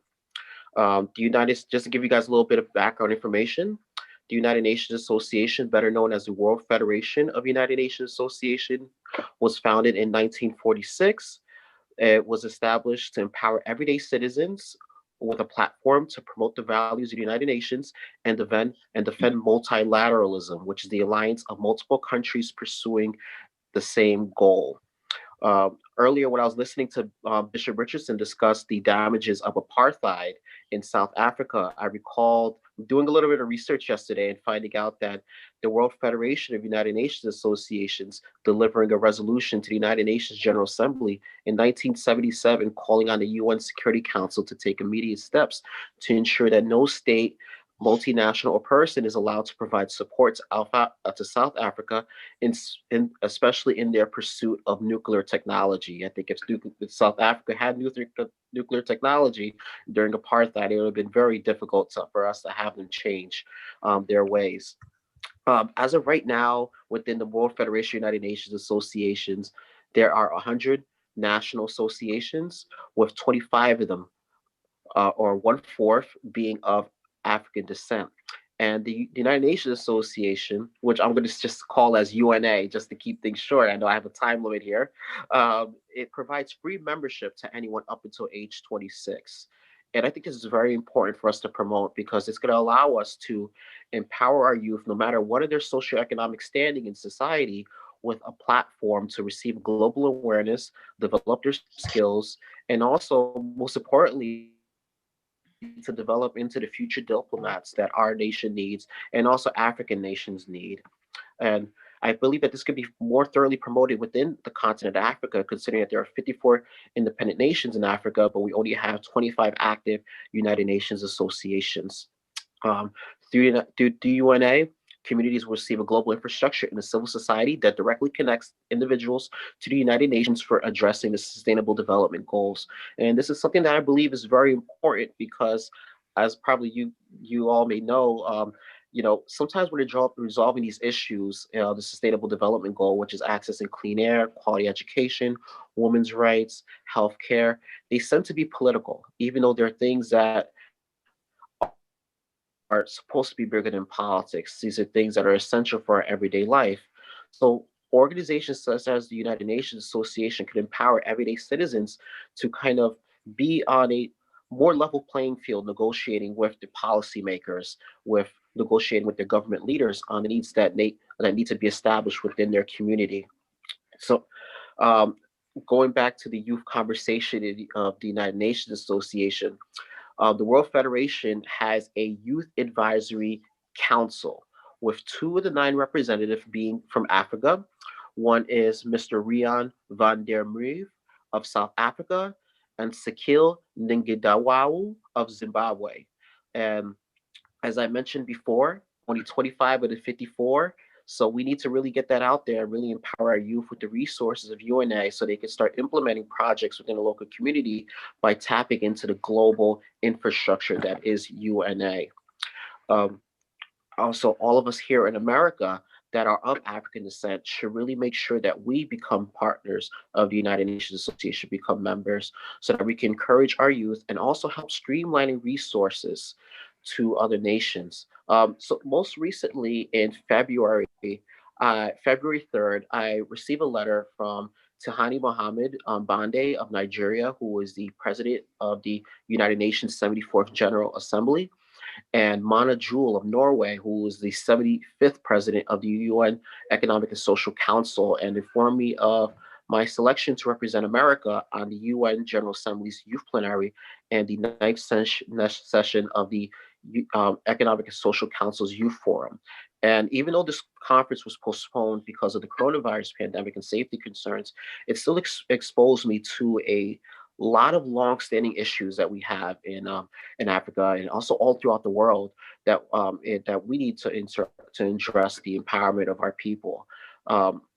It's very difficult when people are lacking access to the everyday needs to be, dignified humans, for us to talk to them about the empowerment within breakthroughs of technology or the empowerment of accessing a quality education. So it's really making sure that we have that multilinear approach of providing people with the holistic resources of what it means to become a future leader by helping cultivate other leaders within our communities all across the world. So I'm really, really happy to be part of this panel discussion. I think I'm closing in on my 4-minute mark right now. I have my watch in the corner, and I'm really, really proud of this conversation that you're having and the professionals that I've been hearing all throughout. This is day number 3, all throughout this entire forum. Thank you again. Thank you so much. Thank you so much. Let us bring up Mr. Jonathan Nwaru. Is that right? Correct me if I'm wrong. It's pronounced Waru. Say that again. It's pronounced Waru. Just pretend Okay. that the N is silent. Okay. Dr. McFadden, Mr. Faison, Paul, all other distinguished members of this panel, thank you for having me. I, like Paul, am a part of United Nations Association, the Westchester chapter.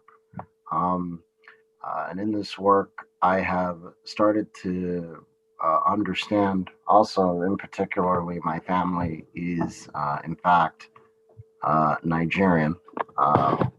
So we originally started in Nigeria, and some of us emigrated here. But one of the recurring themes as I was going over and looking over my notes and reading up on a few things this morning is the fact in so many African nations, and I will use Nigeria as an example because that's the one I'm the most intimately familiar with, is that we don't do a decent enough job in supporting our young people. Africa in general is going to have one of the largest, if not largest, population of young people on Earth by mid-century, if not already. Nigeria, which has the largest economy in Africa, has a youth unemployment rate of about 14.2%, which is shameful. Because there's a lot of talent and potential coming out of Africa and Nigeria, especially with this generation being the most talented and educated generation on the face of the planet. And so that's another thing we need to address. Another issue we also need to address that affects young people is healthcare, because what the recurring theme is in so many of these nations is that you have, in order for you to get decent healthcare, essentially, if you have means, you go overseas. If you don't, you use the local hospital and essentially you hope for the best. So if we want young people to play more of an active role, we have to invest in them. And a lot of the mechanisms that would be used to support them are often gobbled up because a lot of governments in throughout the continent of Africa have misplaced priorities. And by misplaced priorities, I mean issues of rampant corruption. And this has led to some of the social upheaval and a lot of the mass protests you've been seeing in Nigeria, and also as well around the world and in other nations. But in Nigeria, most recently, and what is a continuing situation, is the End SARS movement, which is a special unit that was set up to deal with armed robberies, which turned into a unit that engaged in extrajudicial killings, bribery, racketeering, all sorts of things that it wasn't obviously by design to use for. And so I noted to Paul in some of the conversations that we've had about this is that if you have young people out there protesting and demanding things that they should already have, that should be basic second nature, you are having a generation that is wasting their resources basically fighting for their lives when they shouldn't have to, when instead they can be in jobs and in positions where they are innovating, even mentoring other people to come up behind them, doing the things that is going to make our society a better place. And I'm sure as I'm closing in on my time, I just want to end with, I like the fact that we're having these conversations, especially via the UN, and giving all of us a platform to basically not only learn more about these issues, but learn about the ways that we can help and take an active role. Because this notion of, well, Africa is just a continent that's dependent on outside sources is just something I don't believe to be true. It's called, you need to just stop robbing yourself of the resources that you need, the things for yourself. And they're not looking for help from us, they're looking for partners. As someone once said, I've come here to help.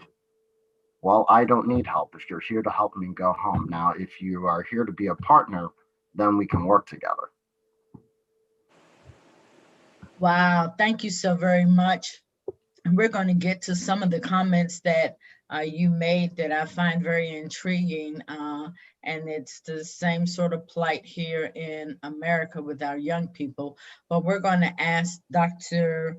Uluwengu to come and share with us, and then we'll get into our conversation. That was much better, wasn't it? Absolutely. Congratulations. Thank you, Dr. McFadden. I'm really delighted to be here. And thank you for Dr. Weaver to extend the invitation to me. For the last 13 or 14 years, I spent my life advising African governments on agricultural development across the continent. As part of my institute, I lead the group of African researchers that are supporting the development of agriculture sector across the continent. Originally, I'm from the DRC Congo, but today I was asked to say something on the so-called Africa infrastructure paradox. It's not a secret that Africa is one of the lagging region in terms of infrastructure, roads, energy, waterways, railways. When you look at something like electricity, 69% of sub-Saharan Africans don't have access to electricity. That is 600 million people, almost twice the size of the US population, compared to 17% in South Asia and 2% in Latin America. And investment in infrastructure in Africa as a share of GDP, 3.5. To trigger the type of development that we need in Africa, that has to be around 4.5% of GDP, which means that between 2015 and 2025, African should have invested about $150 billion to upgrade infrastructure. This is, when you look at China, it's 7.7% investment in infrastructure as a share of GDP. In India is 5.2%. So we are below what I will call the benchmark, but it's a challenge, but at the same time, it's an opportunity. It means that the room for growth in Africa is just, it's out there. We need to. So why is it a paradox? Because the potential is there, the demand is there, and $150 billion over 10 years, that's nothing. But so why is it that we don't see that type of investment? There are a couple of reasons. First, the issue of debt. The African countries are struggling with debt, and so many governments reluctant to add to that burden of debt. Second is the whole struggle between addressing short-term needs in terms of food, health, education, versus those long-term investment into infrastructure. When they are facing tight budget constraints, most of the time infrastructure investment is not on the top of the list. Third, there are the issues of feasibility studies for specific infrastructure projects. Africa as a whole doesn't yet have the capacity to develop, to design those, to produce those feasibility studies that investors can use. The next issue is the whole issue of guarantee funds. When you are dealing with struggling African struggling budget, providing guarantee fund, it's a problem. And China has found a way of, they are asking for natural resources as a guarantee to the investment, which is a very dangerous. Is when you look at Chinese investment across Africa, most of the natural resources in terms of oil, in terms of mining, at some point will belong to China, because African country won't be able to repay the debt. Of course, the next issue is the issue of off-stake agreement. Yes, you can invest in infrastructure, but you need off-stakers. Eugene mentioned I'm working with him on some of the comprehensive package where not only providing energy, but you bring agriculture development as an off-taker sector. You need to provide demand for infrastructure to make sure that the investment are viable. And the last one is the issue of governance, corruption, the quality of institutions. So that's what explains the so-called Africa's infrastructure paradox, where there is a demand, there is a potential. Money is not the issue, but still we don't yet see that increase in investment. But as I said, this is a room for growth, and we should take it that way. Thank you, Dr. McFadden. Thank you so much. All of you have provided for us a wealth of information for us to begin to work with. And so I'm going to ask each one of you to unmute your mics so that we can begin this conversation. There was a lot said. I liked what Jonathan Waru talked about, and that was help versus partnerships. And to go back to what you said, Dr. John, in terms of feasibility studies, that's one of the things that we can invest in. And so we are here, and the continent is where it is. What can we on this side, as we begin to orchestrate and build our 100-year plan, what is it that we can do now? You talked about funds. This whole day is dedicated to the infrastructure. What can we do now? What organizations can we partner with in order to begin the work? It's not going to happen overnight. We know that. Several of you talked about short-term versus long-term. I think that by now with this conversation, you know that we're in it for the long haul. This is not just something we're doing to make ourselves feel good. What can we do? Anybody, what can we do? What do we need to do now?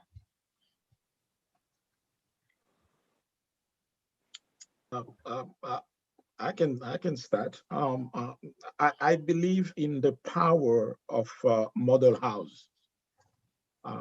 We pilot a pilot project. Let's find one country and one, I don't know, maybe electricity or railway or waterway, whatever that project is.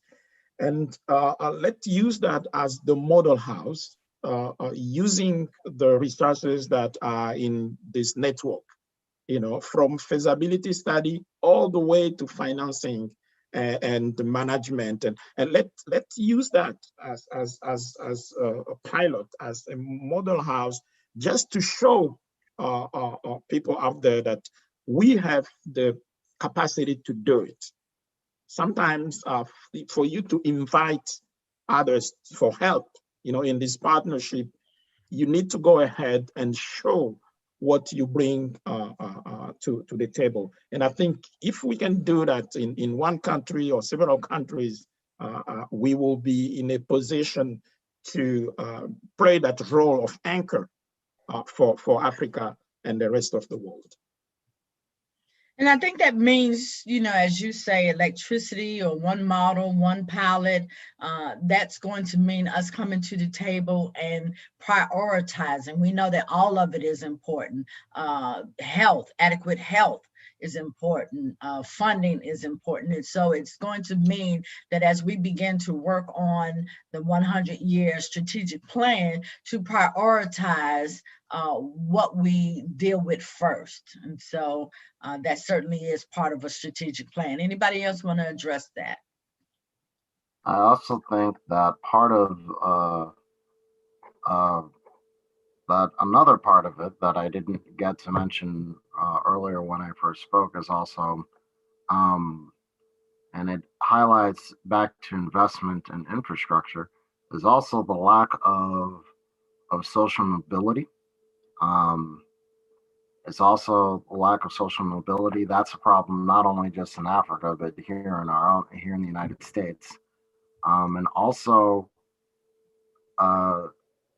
gender equity as well, because a lot of times you will see, especially in the more rural areas of African nations, that the priority is put on making sure the sons have everything to succeed, and not so much the girls.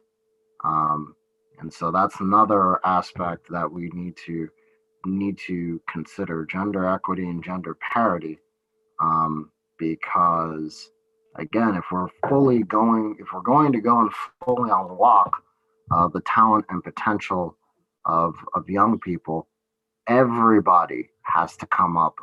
Everyone has to be given the opportunity, or have the opportunity, to come up together. No one can be left behind.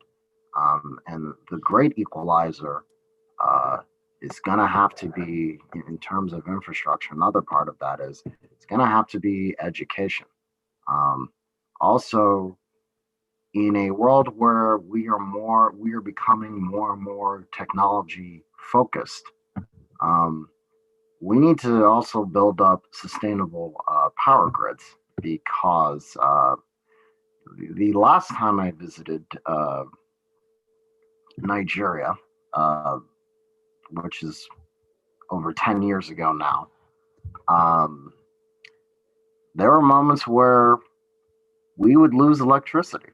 And me being the American, I mean, I was accustomed to it because of my previous trips. That's just something that happened.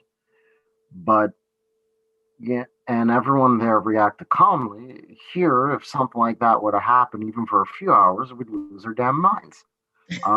But the point that I'm making is that it is very, very difficult for you to study if you have all of these gadgets that you need to, that are now essential in school. It's very hard for you to study if the power is not sustainable and keeps going out. Another aspect that I think is also key is this notion that it's just like, in terms of it's more on the infrastructure challenge. It's not so much building up infrastructure, but also building up infrastructure that is good and reliable and will have the confidence of the people in this area to use. And so, for example, they finally built a railroad that connected one part of the country to the other.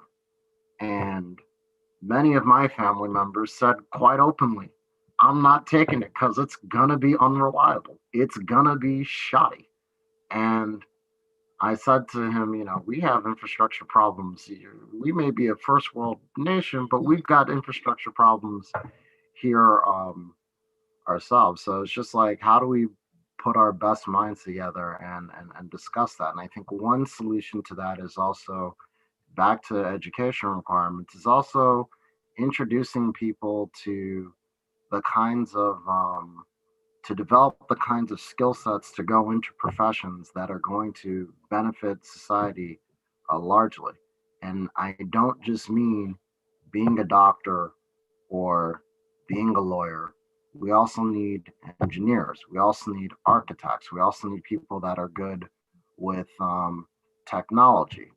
And I think the UN, through its Millennial Challenge goals, is indeed trying to address that. But on the local level, what is it? Because it reminds me of a phrase a professor used when I was in college. He said, we need to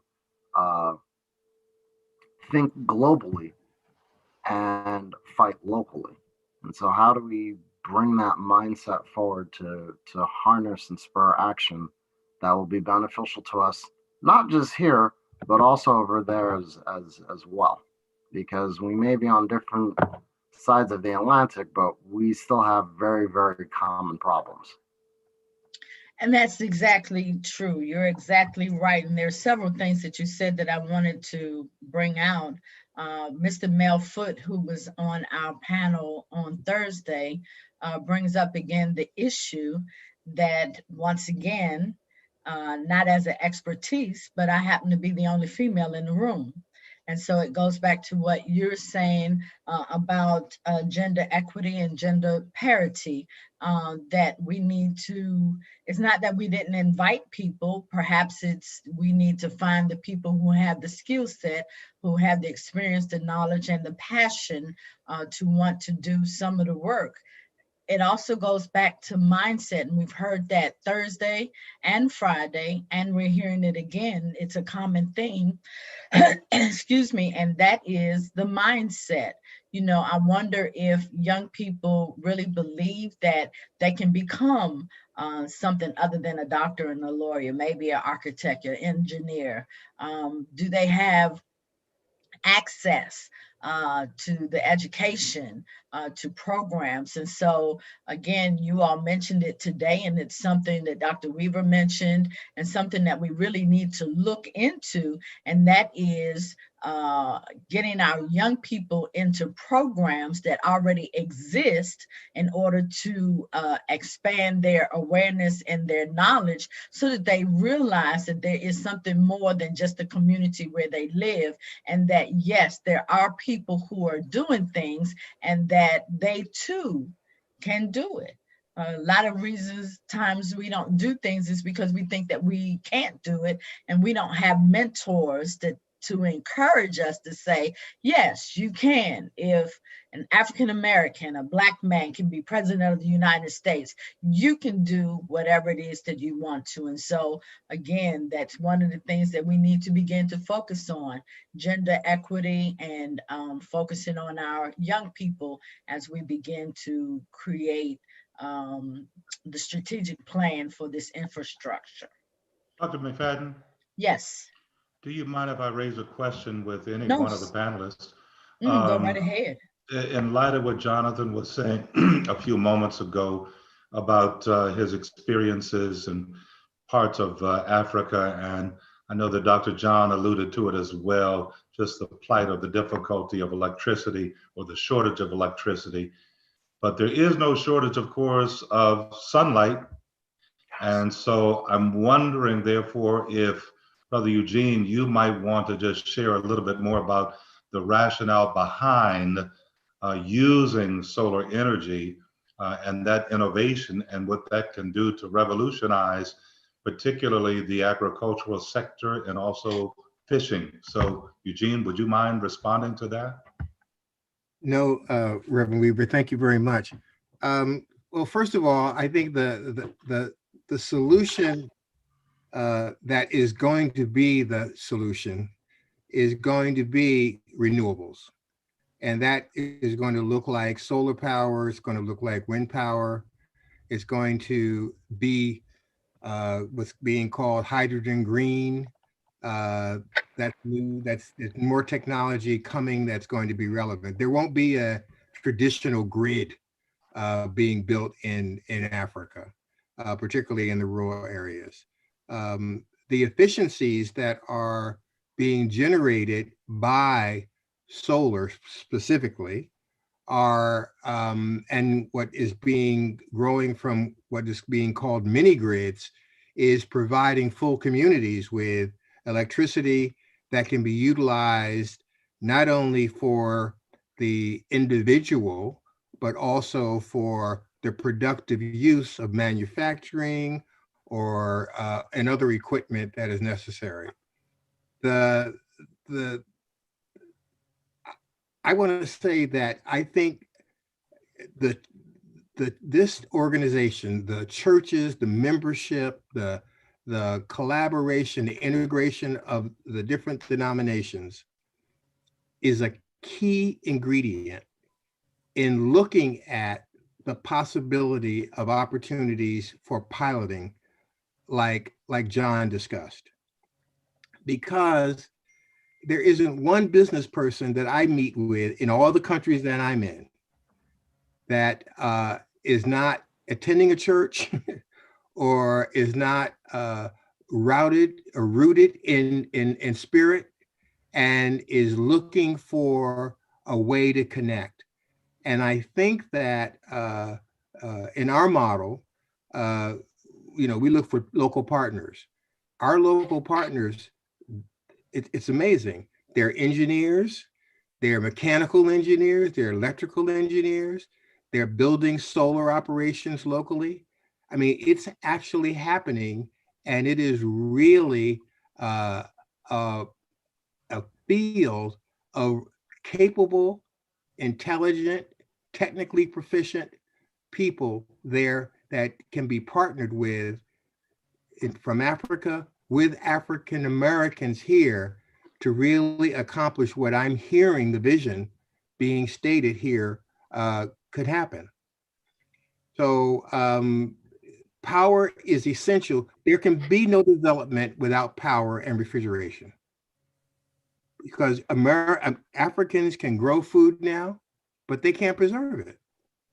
So the issue of food security is critical, and when you look at the challenge that Africa is facing with how they're going to get this COVID vaccine to their countries, they need electricity, they need power, they have to have it, or there's so many people that will not be accessible to get the vaccine.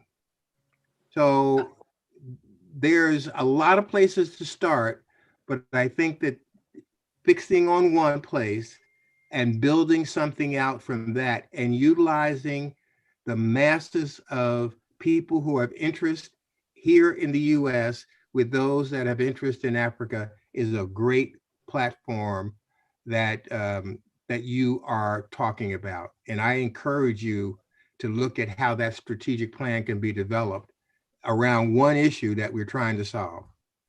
That's why we have you. So you'll be a part of that team to help us look at that. Dr. John, I see you. And then Paul, I see you. Thank you, Dr. McFadden. I try to not to speak about agriculture, but I can't. I have to for many reasons. For one is that of more than 60% of available land across the world is in Africa. More than 60% of available land, arable land. That's one. Unfortunately, every year, Africans as a whole spend between $35 to $40 billion on food import, which doesn't make any sense. 80% of processed food consumed in Africa is produced outside of Africa.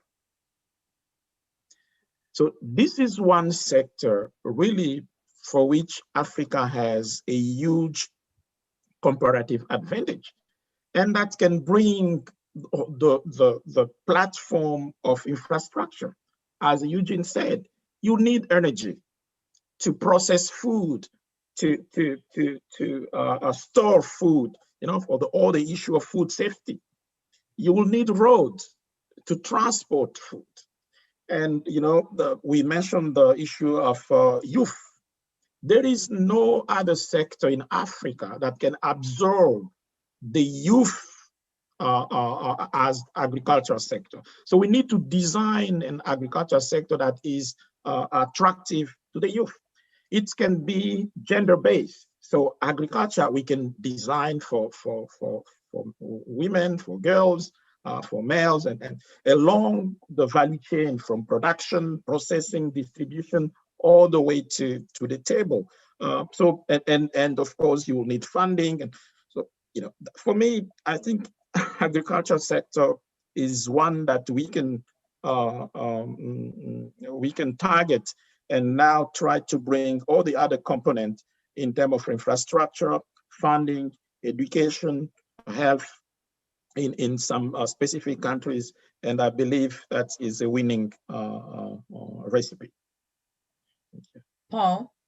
Yes, I just wanted to kind of go back on what was mentioned by Mr. Eugene. It's the importance of building partnerships and coalition building, because membership in obviously like in organizations such as yours, or even like the United Nations associations, are comprised of individuals of various professional backgrounds. It's not a monolith. These are people that have expertise in various different fields.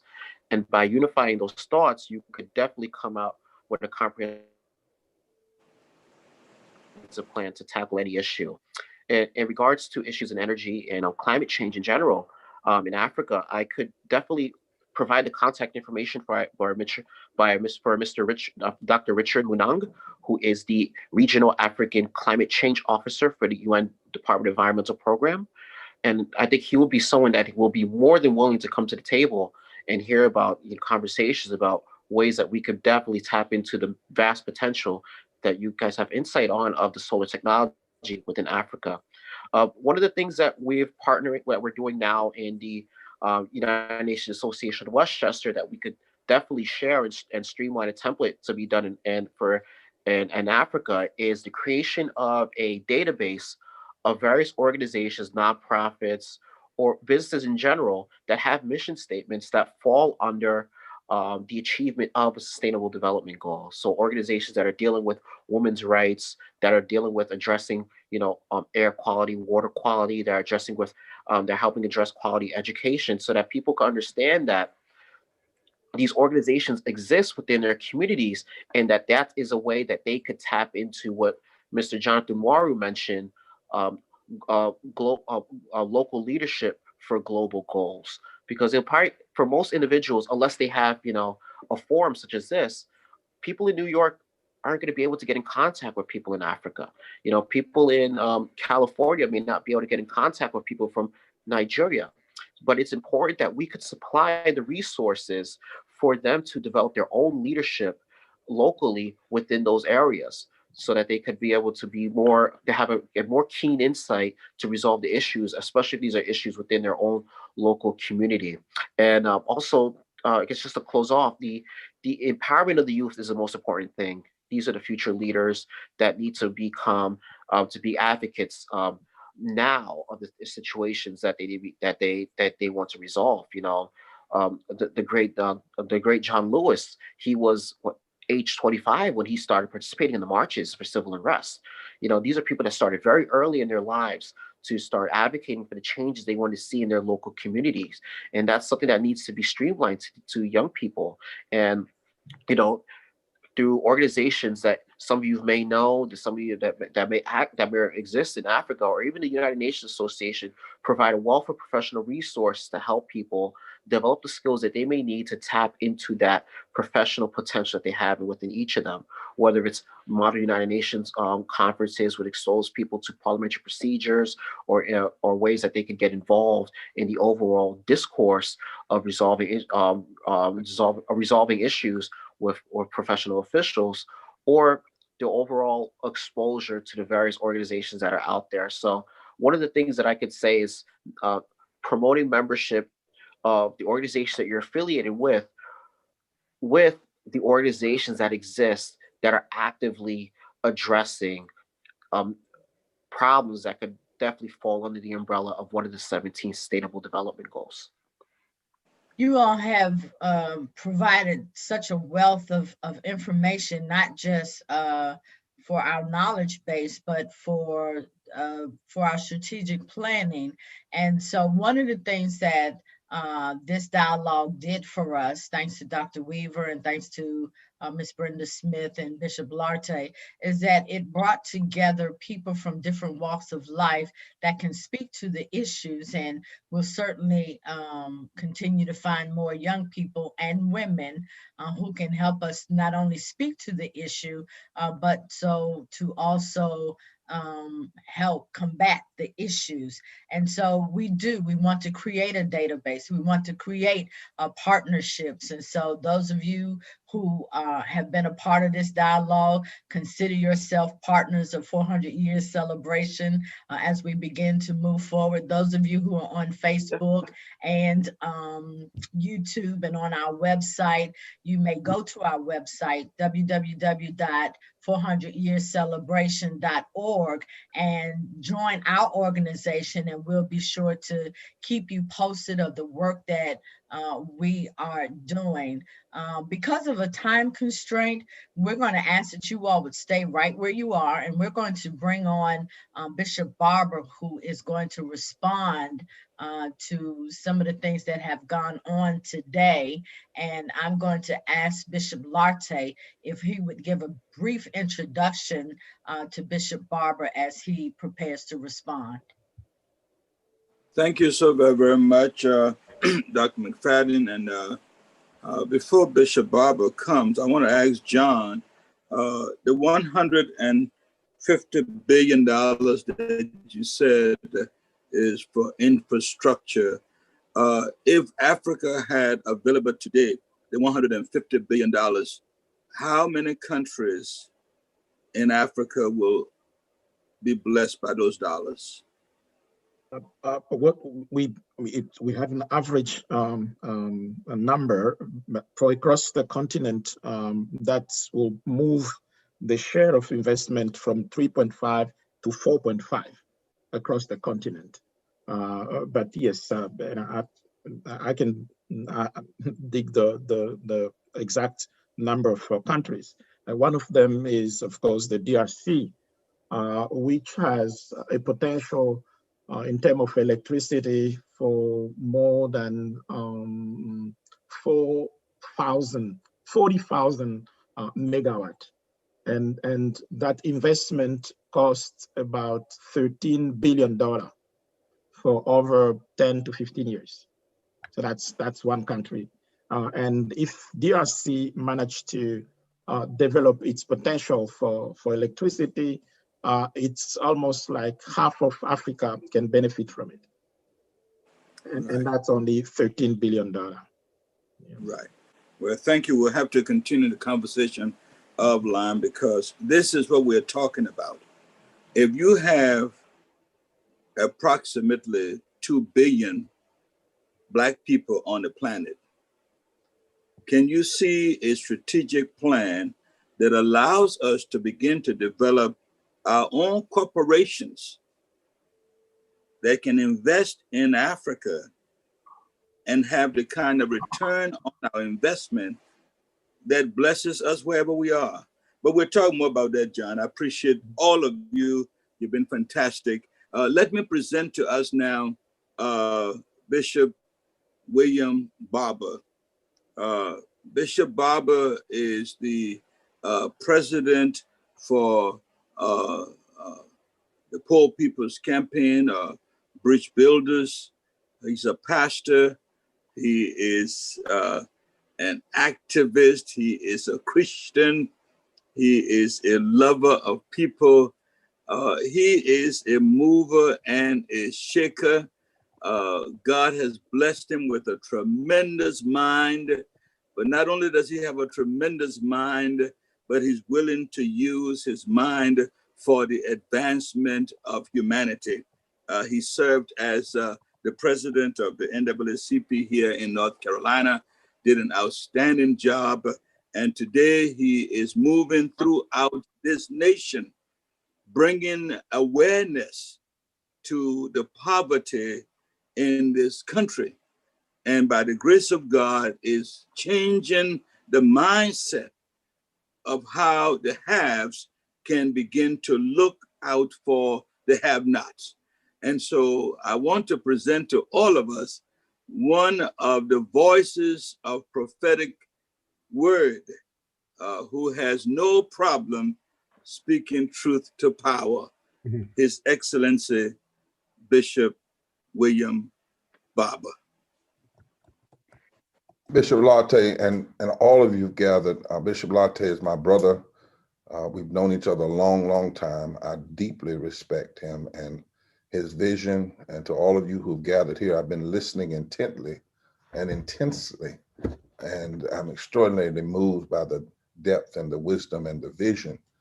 And I was asked to give somewhat of a response to that as a pastor that is in America, but certainly is connected to the continent through my DNA and through my theology and through the understanding that this is the very week that we remember the scripture in Matthew chapter 2, when the Lord said, I will call my son out of Africa, out of Egypt. I want to respond with some bullet points, because this is such a deep and necessary conversation, Bishop Lartey. First, I want us to just notice today where we're here. This would have been the 14th day of the boycotts, beginning with Rosa Parks sitting down in Montgomery in 1955. But this would have been the 14th day. 7/7, right? When Rosa Parks was responding to the death of Emmett Till and saying, we need more than just for the killers of Emmett Till to be captured. We need a reconstruction of the American experiment. That's what the sit down was all about. The second reconstruction. Now, today, the boycott would last another 367 days from today. And a lot of times people don't understand. It wasn't like they sat down a week. Things got better. In fact, they got worse first. There were bombings. There were preachers that tried to undermine Dr. King and went to the power structure and offered compromise that had to be pushed back. So Dr. Lartey, from today forward, it would be another 367 days before the Supreme Court will rule. 367 more days from today that people, Black people, working with their white allies, said we will not ride until we are not only respected, but until this country is reconstructed. And they put economic pressure and moral pressure together. And 367 is a prime number. And so I think it is right for the day you all are saying that Africa must be prime time. You know, a prime number is a number you can't divide it. You can't compromise it. It's prime, right?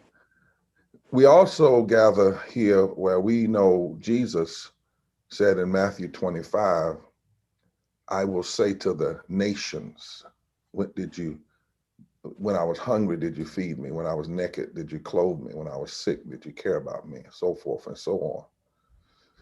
And oftentimes we read that scripture and we actually diminish what it's saying, because some people think that that means charity.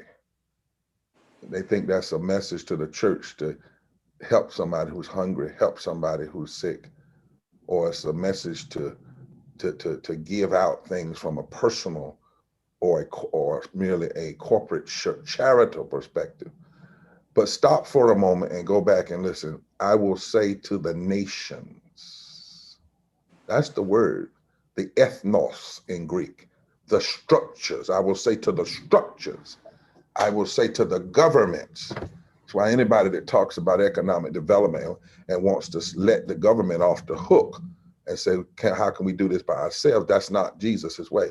I will say to the ethnos, the races, the nations, the structures, the governments, when I was hungry, did your policy shift so that I could be fed? Because people are not poor and hurting, whether in America or in Africa, because they're lazy or immoral. I mean, there may be one or two, but the majority of it is structural. Just this, not a month ago, Pope Francis did a second encyclical. I had an opportunity, Bishop Lartey, to go to Rome at the Vatican and respond to his first encyclical on the environment and talk about race and labor. He just released a second encyclical where he called for a worldwide poor people's campaign. And in it, he said that the magic theories of trickle-down economics and neoliberalism are failing us. They are failing us. They are failing the whole world. And the Pope said, and because of that, the world is going backwards. because we're not focusing on the issues of poverty and economic development from a structural governmental standpoint. The forces of injustice are using the structures to get rich. And as Dr. King said, they give socialism to the corporations and give rugged individualism to poor folk. I heard my dear brother mention, he said $150 billion. What could be done with $150 billion? And I said to myself, that is so gracious of him to just say 150 billion. Because in this country, since COVID, just talk about America for a second. In the last 6 months, billionaires in America have made $900 billion off of COVID. $900 billion. Our military in America, if we cut $750 billion from the United States military right now, which has big implants on the continent of Africa, the United States would still have more money in its military budget than China, Russia, Iran, Iraq, and North Korea combined. We've even got to increase what we see as the kind of money that folk are dealing with and what's possible, right? We know any conversation about Africa has to deal with the World Bank and the control that it has had when it has given countries money and then held that over their head. So one of the things we've done in the Poor People's Campaign that I want to put on the table that I think made as a response to this conversation, we decided in the Poor People's Campaign early on, what are the 5 issues? What are the issues that connect to structural systemic poverty? What are the issues you have to address simultaneously? Since poverty is a structural issue, and there are 2,000 scriptures in the Bible that talk about where we should stand in relationship to the poor, and almost all of them deal with structural changes.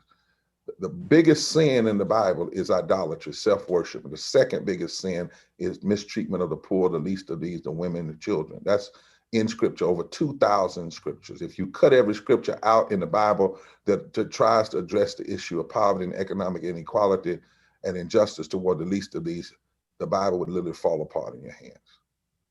So we decided in the Poor People's Campaign, when we looked at the data, that there are 5 issues you have to deal with: systemic racism in all of its forms, systemic poverty, ecological devastation, denial of health care, the war economy and militarism, and then we had to deal with the false narratives of religious nationalism, wherever they come from.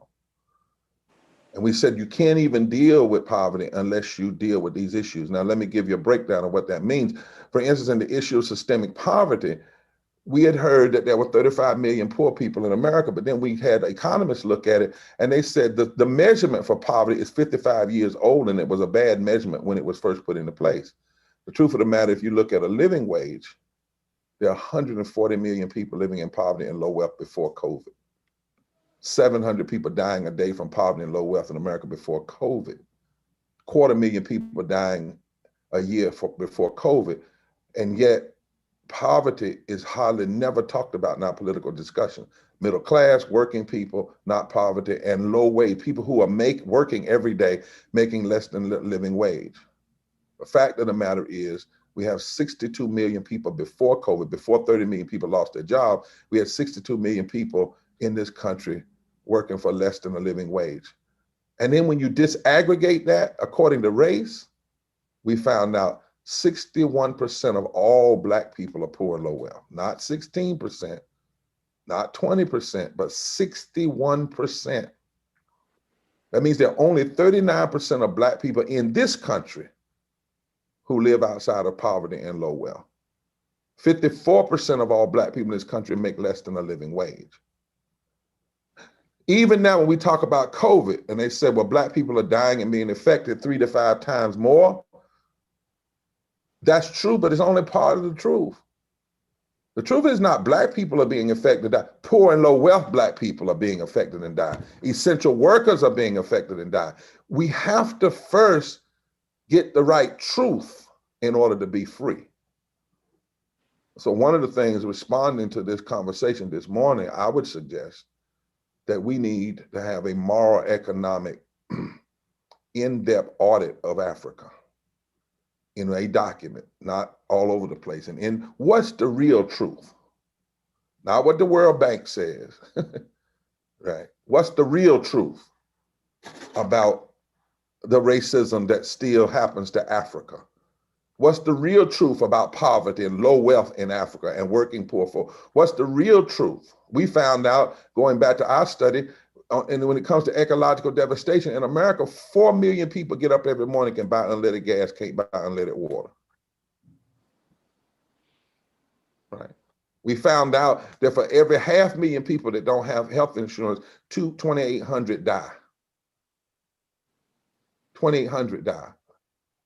6,000 almost for every 1 million people. So if you got 30 million people without health care, 6 times 30, 6,000 times 30 would be the number of people that die every year. Not because God called them home, but because the Congress people, all who get free health care, by the way, when they get elected, refuse to make sure their constituencies have what they have. Structural. So I would suggest in response, Bishop, we need a moral, economic, in-depth audit of Africa, because it's not a country, it's a continent. Then we need a moral, economic document that shows the disadvantage to the world for Africa to remain impoverished and underdeveloped. Not just the disadvantage to Black people and Africa, but the disadvantage to the whole world. Because the world is hindered. The world made its money, so much of the world, European and off of Africa, the slave trade. But the world also cannot move forward as long as Africa exists in desperation. And we have to make that case, that the moral and economic stability of the whole world is disadvantaged when Africa is not advantaged and advanced. That's one of the things you have to do, for instance, with racism. With racism, you can't deal with it by just talking about how it affects Black people. You have to talk about how it is targeted at Black people and indigenous people and brown people. But then you have to show how it ultimately undermines the entire democracy. That's the case that King made. King said, look, I wouldn't be doing this, but in America, you said on paper such and such and such a thing. And I'm going to hold you to what you said on paper. And then King said on one occasion, because you cannot keep a man in the ditch unless you stay in the ditch with him. We've got to make the case of how destructive it is to the whole world, to the poor and low-wealth people across the world, when Africa is disadvantaged. So we need a moral economic in-depth audit. We need a moral economic in-depth study on the disadvantage to the whole world. And then we need a moral economic in-depth action plan. What has to happen? What are the 5 areas? And what has to happen? What are the structures that have to be transformed? Because we have to talk about what Bishop Lartey said, the 2 billion Black people on this planet and the amount of money we possess and the ability to develop corporations. But in doing that, we also cannot give away all the money that government has, because that's ours too, right? You know, that's one of the reasons I fight for Black business development, but I'm never going to walk away from the $1 trillion budget that America has, because that's ours too. And the corporations shouldn't be the only ones accessing that money. Because let me tell you something, greedy corporations use the government. Greedy corporations take every piece of dime they can get from contracts to keeping their wages low and then forcing their workers to have to go get subsistence from the government, i.e. food stamps, SNAP. That's the way corporations bleed the government.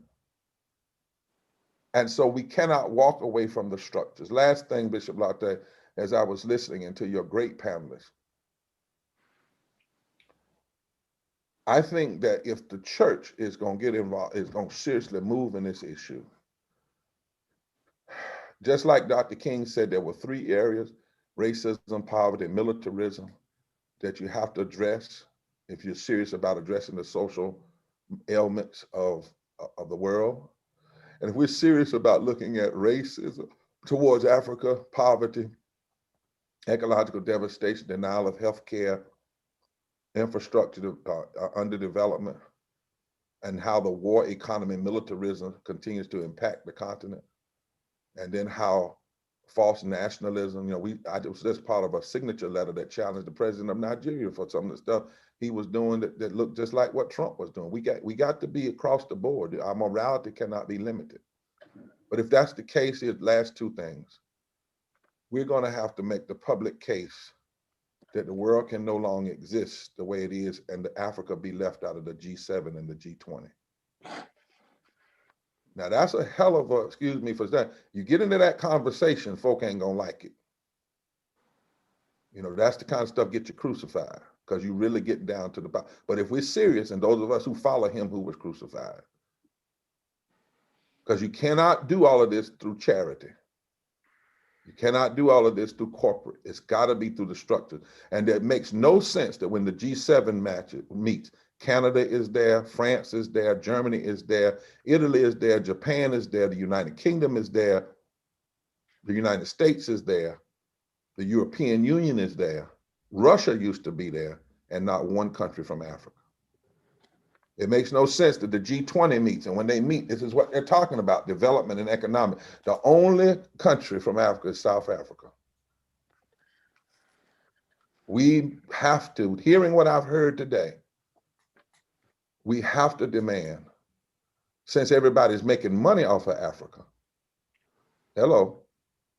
since everybody is trying to get military bases in Africa, since everybody benefits and have benefited for 400 years, there should be no G7s and global 7s and global 20s and Africa not be at the table, fully at the table, when we're talking about the economics and equality in the world.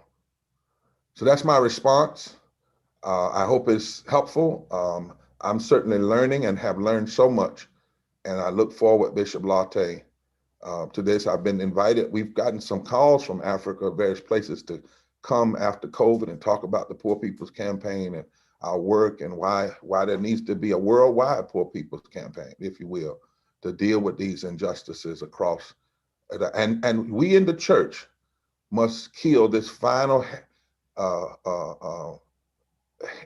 exegesis. I know no preacher on this call ever said it, but bishops, you need to make sure your members don't, your preachers under you, when they say the poor will be with you always, and they use that as an excuse, that is the most heretical interpretation of that scripture. You got to go back to that scripture. It was pulled out of Deuteronomy. And when Jesus said the poor shall be with you always, you got to read what he meant as a good Hebrew. If you go back to Deuteronomy, it says the poor will be always with you, because you won't change the structures. It didn't say there was an inevitability. It didn't say it had to be. It didn't say you say that as a way of justifying not challenging the structures of injustice. He was saying the poor with you always, because of the sinful injustice and the unjust structures of this world. We may not be able to change them all, because some things are not ultimately going to be changed until the Lord changes everything. But I do believe we have to be in the business of saying what's right, fighting for what's right, working to change what's right. Even if it doesn't all get changed, I think we'll be held accountable if we don't try to change it. That's wow. Wow. God bless you. Bishop Barber, thank you so much for the nuggets that you have shared, for challenging us, for just stirring us up. And then that last one, correct exegesis of the text is crucial and important, so that we don't use the word against folks, but we use the word to help people. Wow, such an awesome response, such an awesome morning that we have had. And we want to thank our panelists and Bishop Barber, Dr. Jonathan Weaver, Bishop Reddick, Bishop Richardson, for the marvelous way in which you have shared and responded to us today from the depths of your heart. And like we said, this is just the beginning. This is not a conversation just to be having a conversation.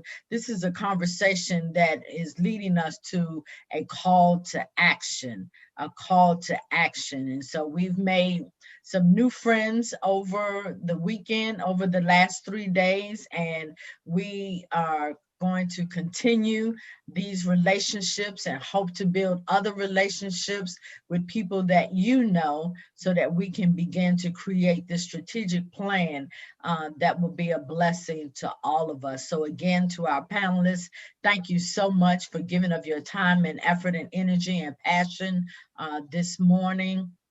I'm going to come back, but I'm going to allow Bishop Lartey to present our next responder so that we might also hear from him. Thank you so very, very much, Dr. McFadden, to our panelists, to Bishop Barber. He just picked up another assignment, and it's going to be the Bishop Barber Project to ensure that Africa is at the table of the G8, G7, G20, whatever it is. That will be your legacy to this entire universal dialogue, to give us the platform, give us the strategy whereby we can work toward making it possible, because I think you're absolutely correct.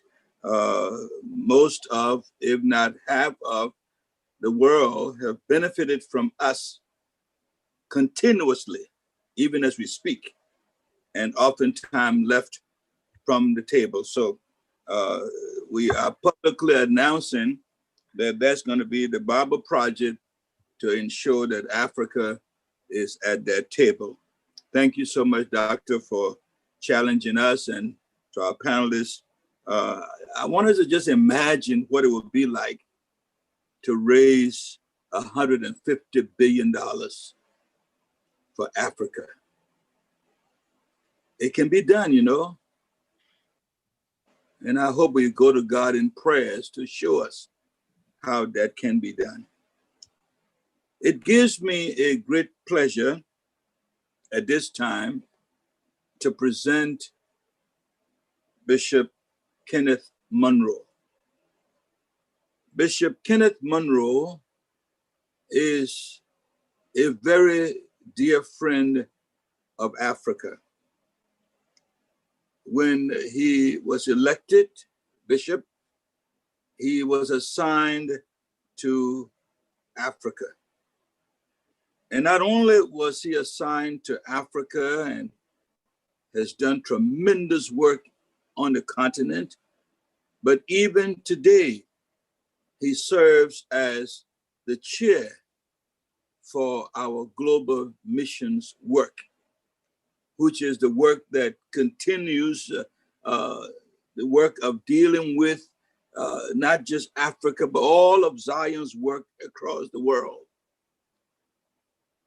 And so we're so delighted that Bishop Battle, who is our senior bishop, asked Bishop Monroe to come today and to not only represent him, but to speak in response to what we have heard today. As we have heard today, it is one of the most important subject matters, talking about infrastructure.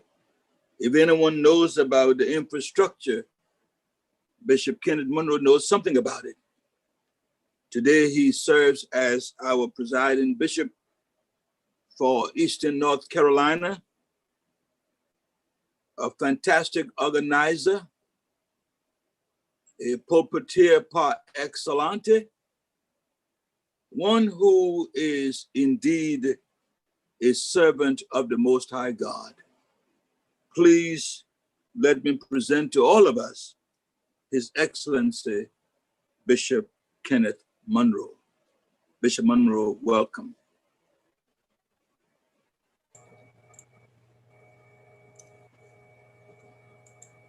To Bishop Lartey and my friend and brother of long years,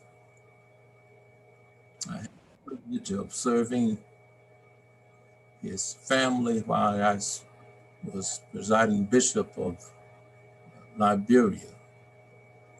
Bishop Reddick, we thank God for his masterful message this morning. My schoolmate. To Bishop A.J. Richardson, I've always thought highly of him.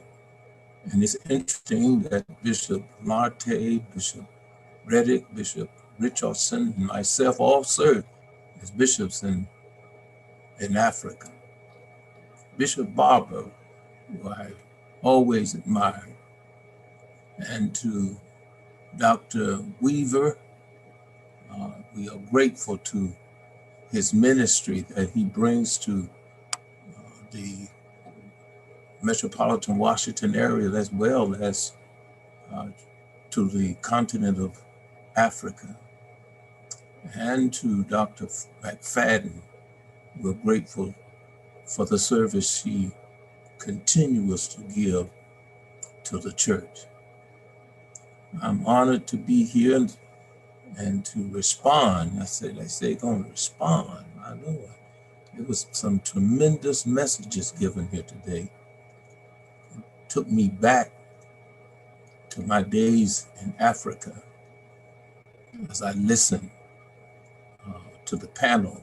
I want to thank that panel for their presentations today. I've experienced what it is to have no power in Africa. You'll hear more about that in a minute. But I wish to thank Bishop Lartey and all of you for initiating and having this discussion about our responsibility. And I say our responsibility as people of God to the politics, to the problems, as well as to the potentials and possibilities of our brothers and sisters in the continent of Africa. Having served in Ghana, Liberia, Cote d'Ivoire, Togo, not only am I aware of some of the challenges that our people face there, but I am aware of the choices the people of Africa must take and make. Yet as people of the Western world, that's us, I'm not sure if we really understand the rich culture and the possibilities of this great continent of Africa. This dialogue has raised some very important and concerns that must be addressed by all of us, and particularly those of us who lead the church in the Western world. Moreover, I'm not sure if our leaders, pastors, bishops, and lay people, and other people of different institutions and companies really understand our purpose of being and being able to have what we have in the 21st century, particularly the Christian church. It appears to me that the church of the West is confused about her purpose, and in many instances has sought to embrace a welfare mentality. We look to be cared for rather than be the church God has called us to become. And that is the church who does miracles. St. John 14:12-13, and I heard Dr. Weaver mention this passage of scripture. It says, Jesus was saying, he said, I tell you the truth, anyone who has faith in me will do what I've been doing. He will do even greater things than these because I'm going to the Father. And I will do whatever you ask in my name so that the Son may bring glory to the Father. Also in St. Matthew's Gospel, chapter 5, Jesus is calling for us to examine our responsibility as followers of him. We are to serve God and faithfully.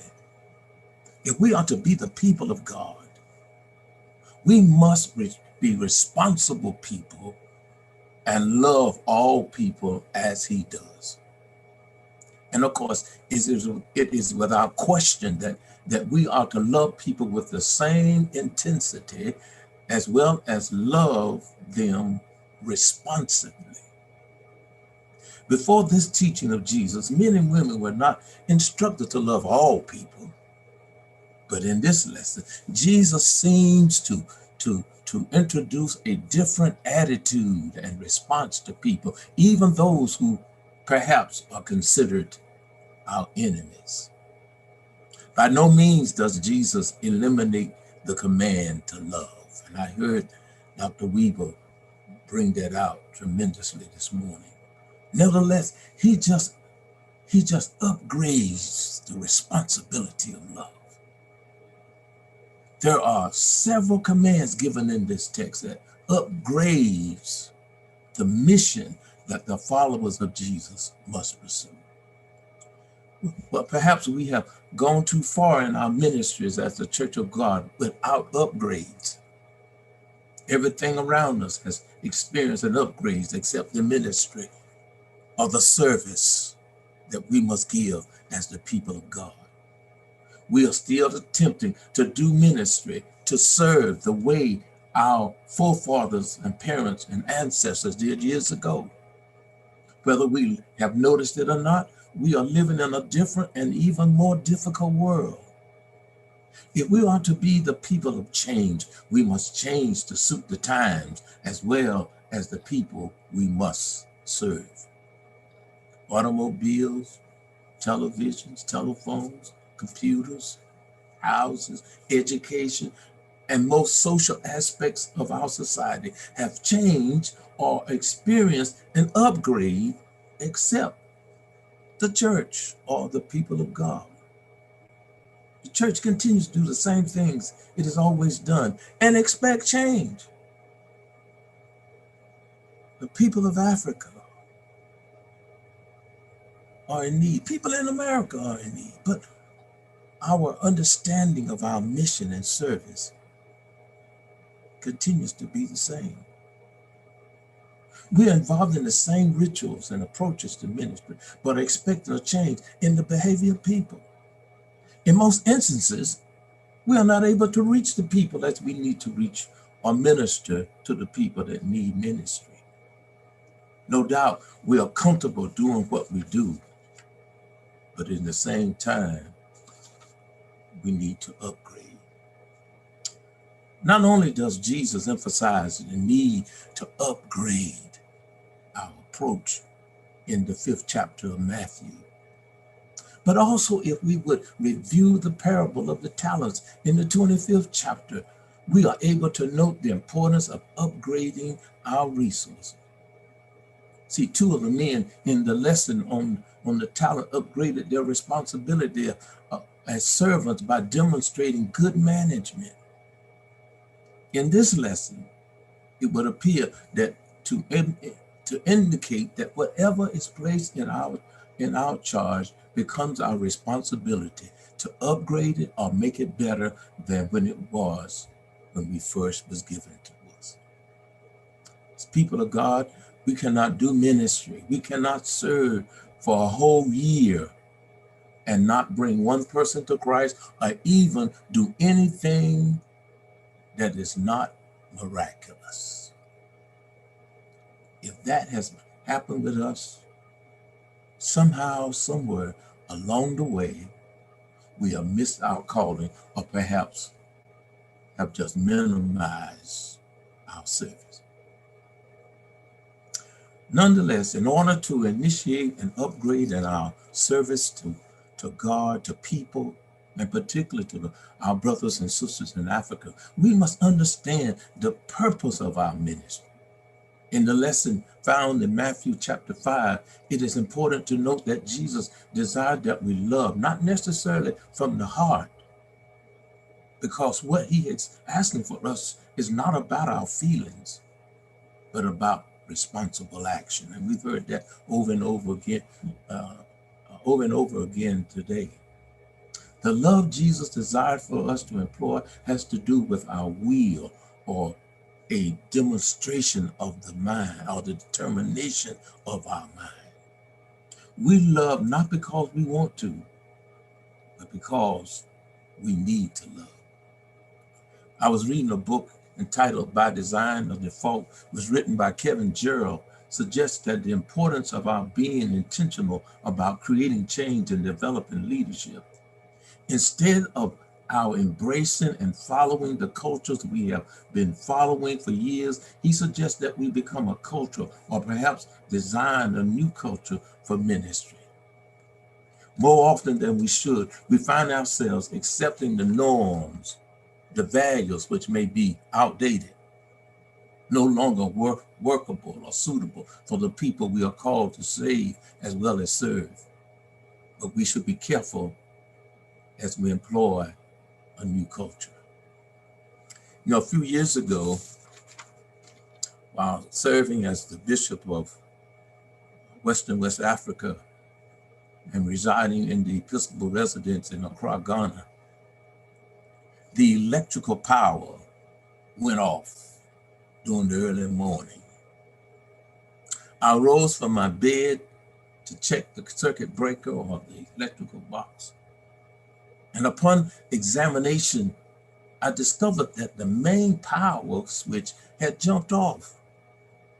So I reset the switch and the power resumed, but only for a few minutes.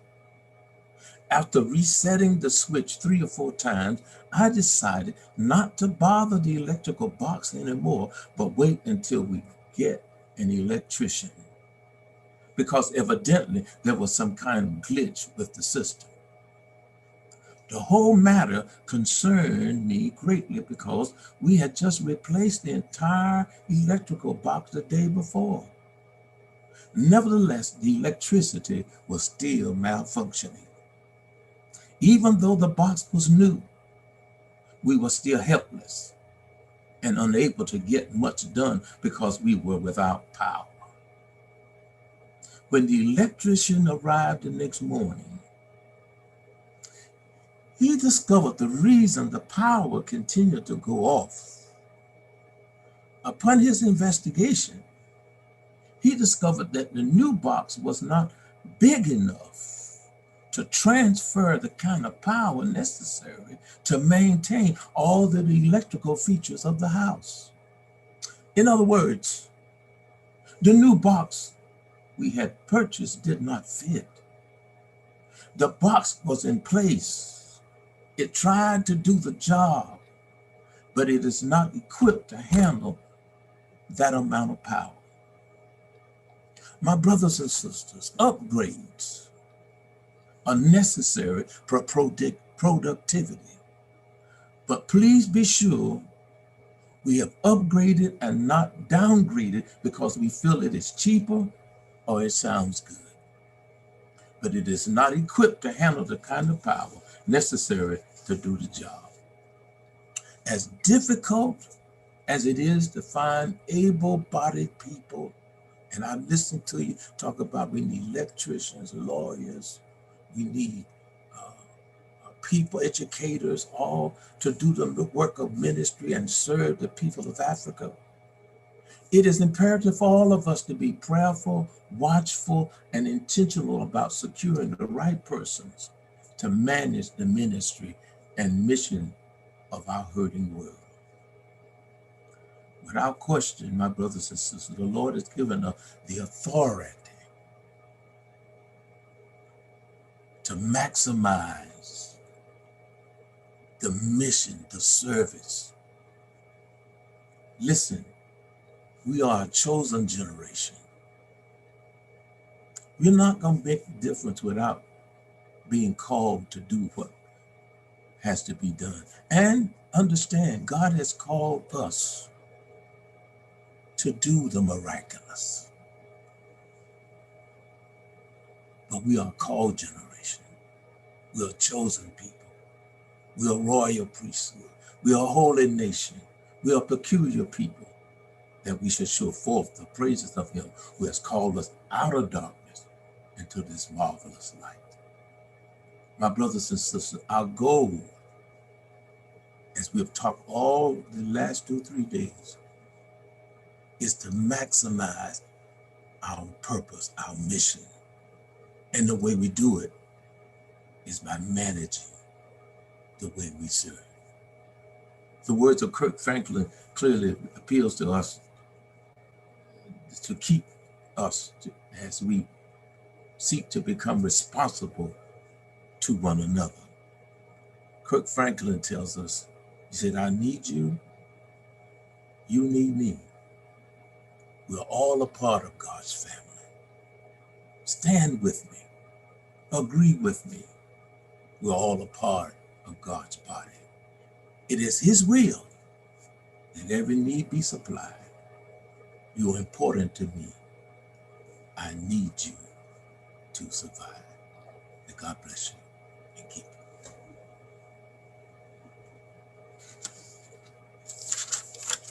Thank you so much, Bishop Monroe, for those powerful words and for your work over on the continent and the experience that you bring to us today. And we know and hope that you'll continue to partner with us through the Board of Global Missions, of which both of us are a part of, and we know that the work will continue. We are nearing the end of this 3-day phenomenal dialogue, and it has been rich. It has been amazing. We have learned a lot, at least I have. I think you all have too, by virtue of the comments that you have shared on YouTube and Facebook and in the chat. But we want you to know that this is not the end. And so a couple of announcements that I want to make before I share with you our next steps. And that is many of our panelists and presenters mentioned books. And so we hope that you wrote those down. If not, we'll make sure that we get all of the titles of those books. But 2 books that we want to make sure that you get, and I'll get the technician to put those up at some point, and that is Ambassador Eric Hanna's book, Africa 101, and then Bishop Lartey's book, Overcoming Evil with Good. Both of them, one is a foundational book that talks about Africa and some of the basic necessities and the basic rudiments of what we ought to know about Africa as our heritage. And then Bishop Lartey's book also lays out a very comprehensive understanding of what's going on and the next steps that we need to do. And so please get in touch with us on how you may purchase either one of those books. I do believe that Ambassador Eric Hanna's book, you'll have to go to her website, and we'll put that on our website. And Bishop Lartey's book, you can make sure that you contact us, and we will make sure that you get that. Those 2 works, very important works, along with some of the other books that was shared with us today. And so we are responsible. And in our responsibility, we cannot afford to be ignorant. And the word ignorant simply means not knowing, not understanding.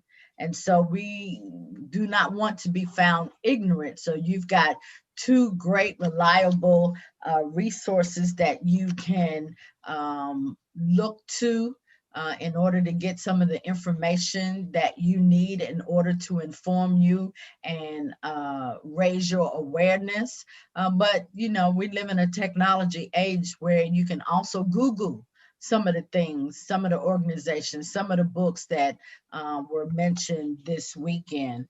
We also encourage you to join some of the organization, Pan-African Collective.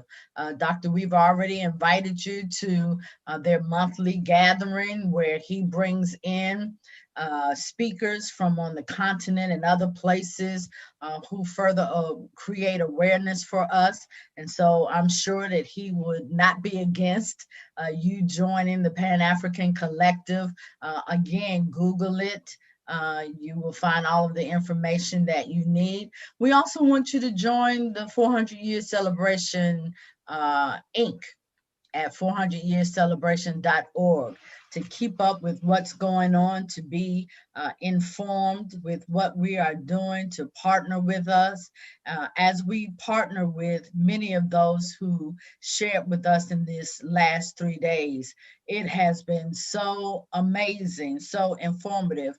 Somebody texted me and said, nobody's asking any questions on social media. And my response to them was, perhaps it's because the information has been so rich, the information has been so much that you're not sure what to ask, that we have to learn how to digest the information first before we can begin to ask the questions. And so hopefully your spirit, your mind, your soul has been touched these last 3 days, and hopefully it has stirred up something in you so that you want to learn more, that you want to grow, and that you want to be a part of. It was good that you joined us for this conversation, but I hope that it does not stop there. I hope that you get involved. And then the final thing before I lay out part of our strategic plan is that I hope that you will give. I hope that you will give to 400 years celebration so that we might continue the work that we have begun, so that as we partner with Mercy Ship, that we might provide some of the proceeds that come from what we raised these last 3 days.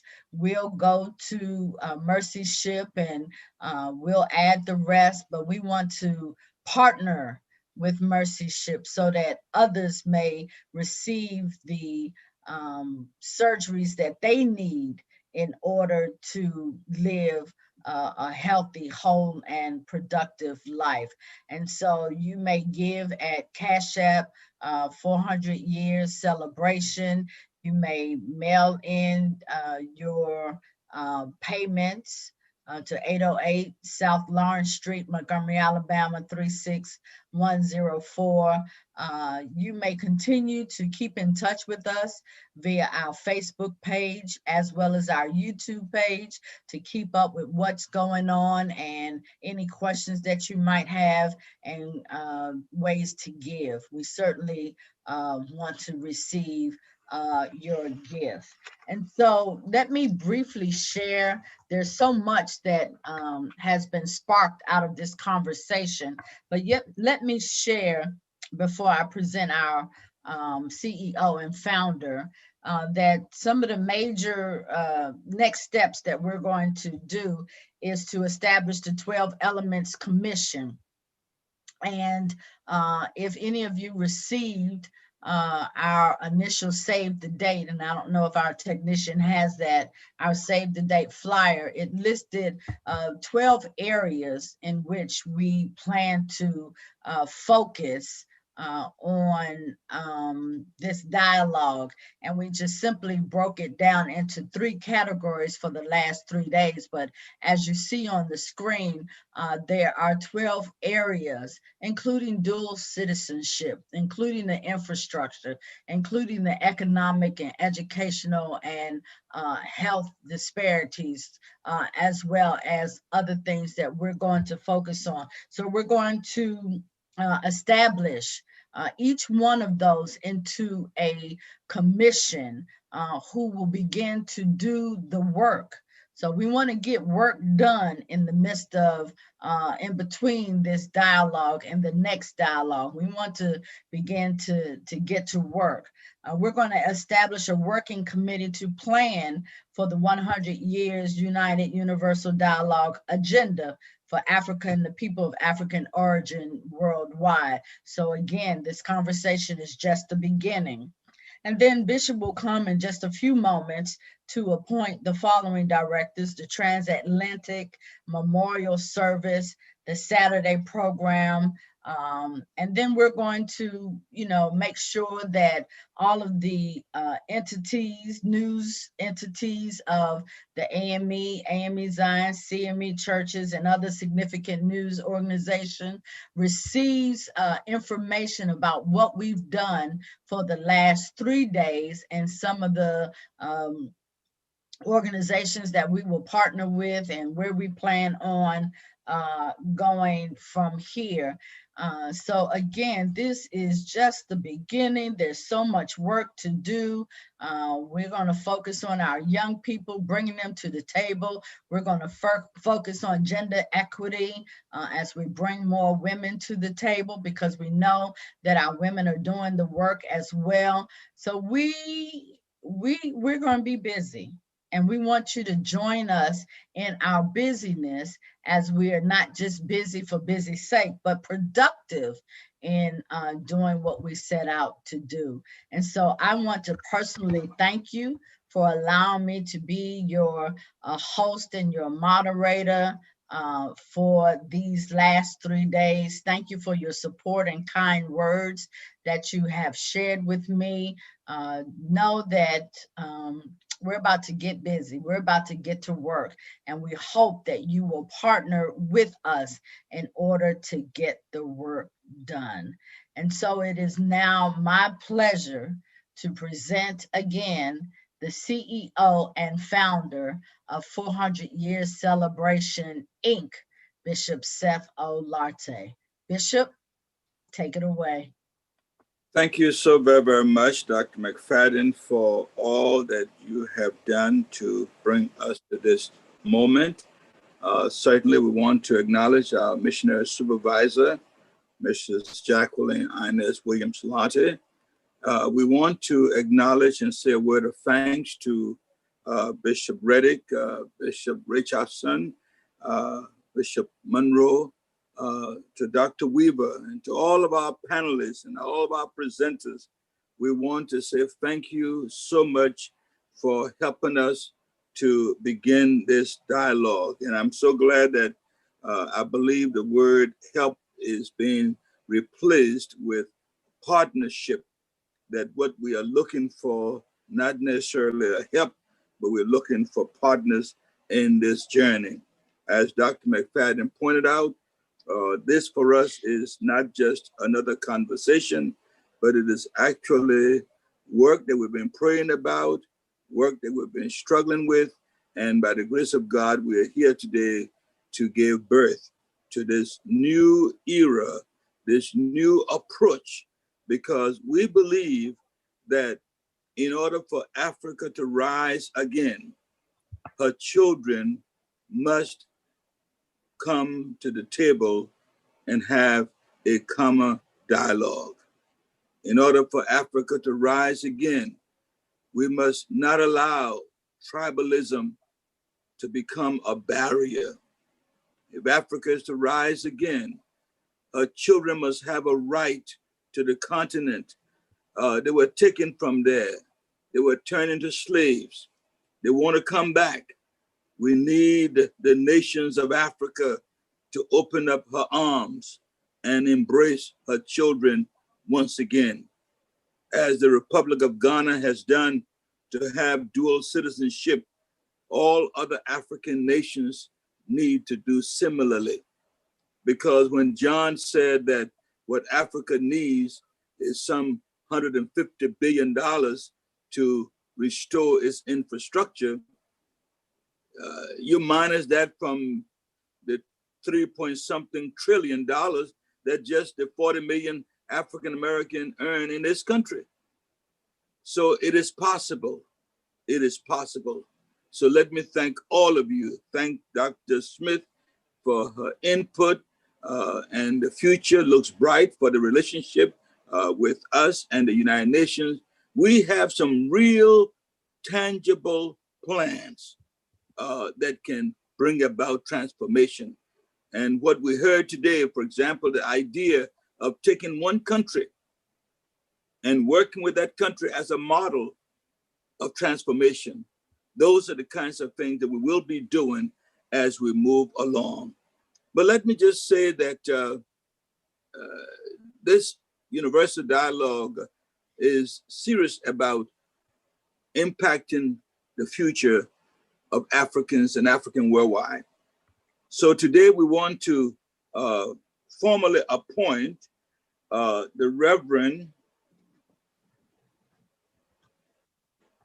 Farhad B. Masael. He's one of our ministers in the AME Zion Church at Galbraith in Washington. We are appointing him as our director for the Blood Crying Out Transatlantic Memorial Service. What is that? When you go back and read history, millions of people were being brought from Africa to the shores of America, Europe, and other parts. And millions of people were thrown overboard in the Atlantic Ocean. And I don't know yet, and if there is, please, I stand corrected, but I don't know yet of any formal attempt to apologize, to repent, and ask forgiveness for those people buried in the sea. This memorial service that will be held yearly is an attempt. You see, for some of you, you may be so scientific that you do not understand the metaphysical dynamic of how we are related to the universe. But I believe those of you who are of the faith community, you know what the Bible says, that righteousness exalts a nation and sin is a reproach to any people.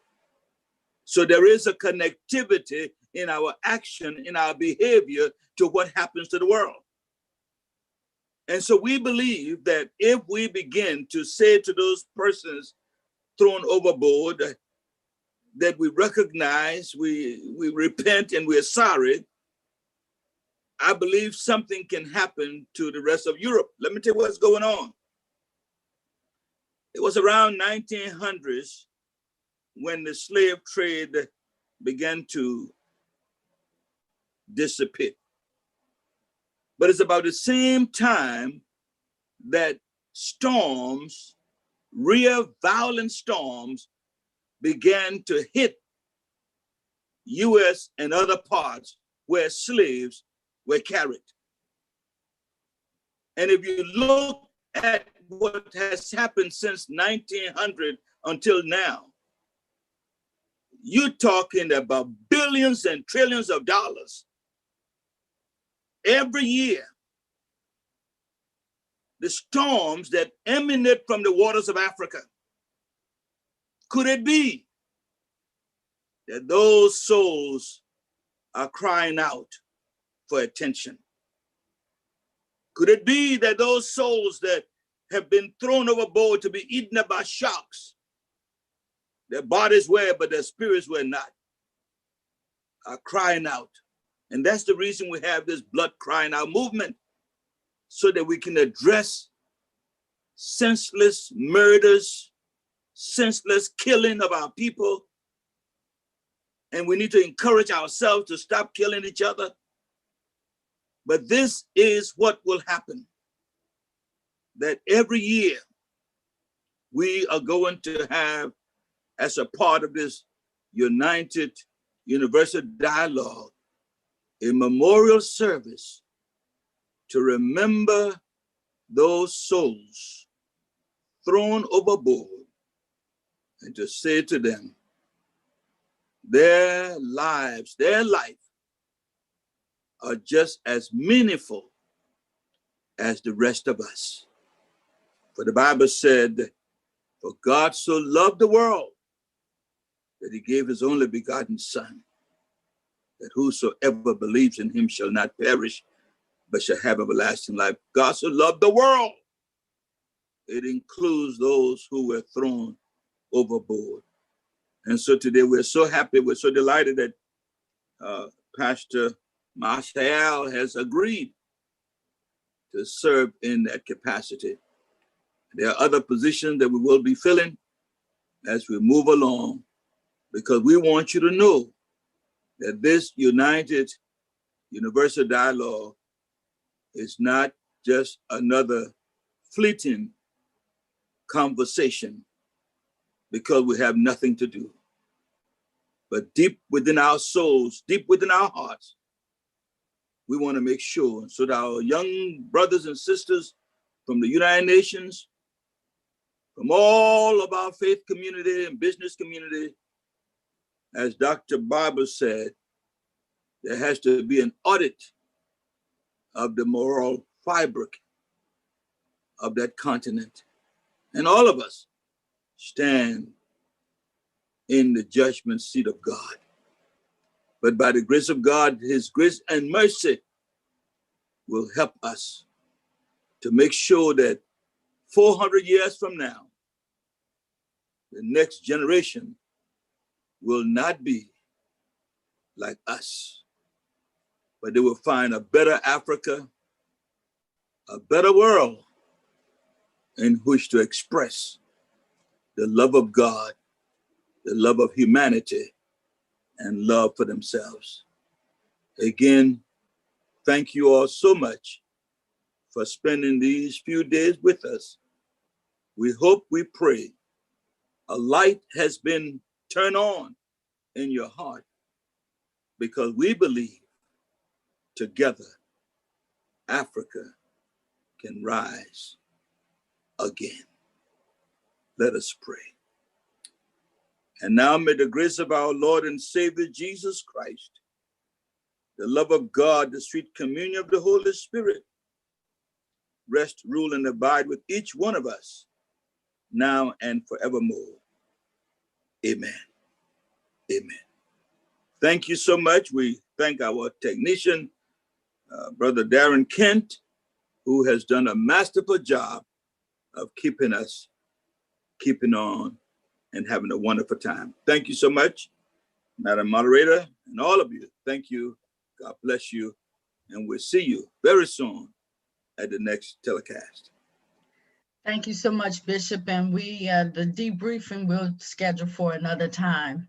But thank you again so much for everyone joining us. Have a blessed and wonderful day. Do so on purpose. Bye-bye.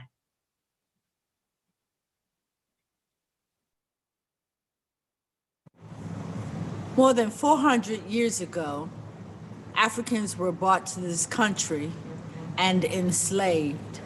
And for 401 years, we've struggled for health equity and equality, for wealth equity, to be treated as human beings and not second-class citizens. It was a travesty what happened, but the 400 Years Celebration Organization helps to create awareness, educate. The purpose was to gather people from all walks of life, entertainment, politics, athletics, education, to celebrate the accomplishments of African Americans since being in this country. We know that we have a long way to go, and the United Universal Dialogue was the beginning of having conversations of Africa and African Americans and Africans worldwide. We want you to be a part of the movement. My name is Kathy Thomas McFadden, and I serve as the Executive Director of the 400 Years Celebration Incorporated, and under the leadership, guidance, and vision of our leader, CEO, and founder, Bishop Seth Olarte, we want to invite you to partner with us as we create change, as we celebrate, as we create a 100-year strategic plan to strengthen the infrastructure of Africa, to bridge the gap between the continent and the diaspora, to begin to create awareness for all peoples, that they might understand the rich wealth and heritage of the African people and their descendants. So join us, visit us at www.400yearscelebration and partner with us financially. Partner with us as we begin to create a movement to move forward. And we ask that you would join us as we join others who are already doing the work. We appreciate your support and we look forward to seeing you in the future.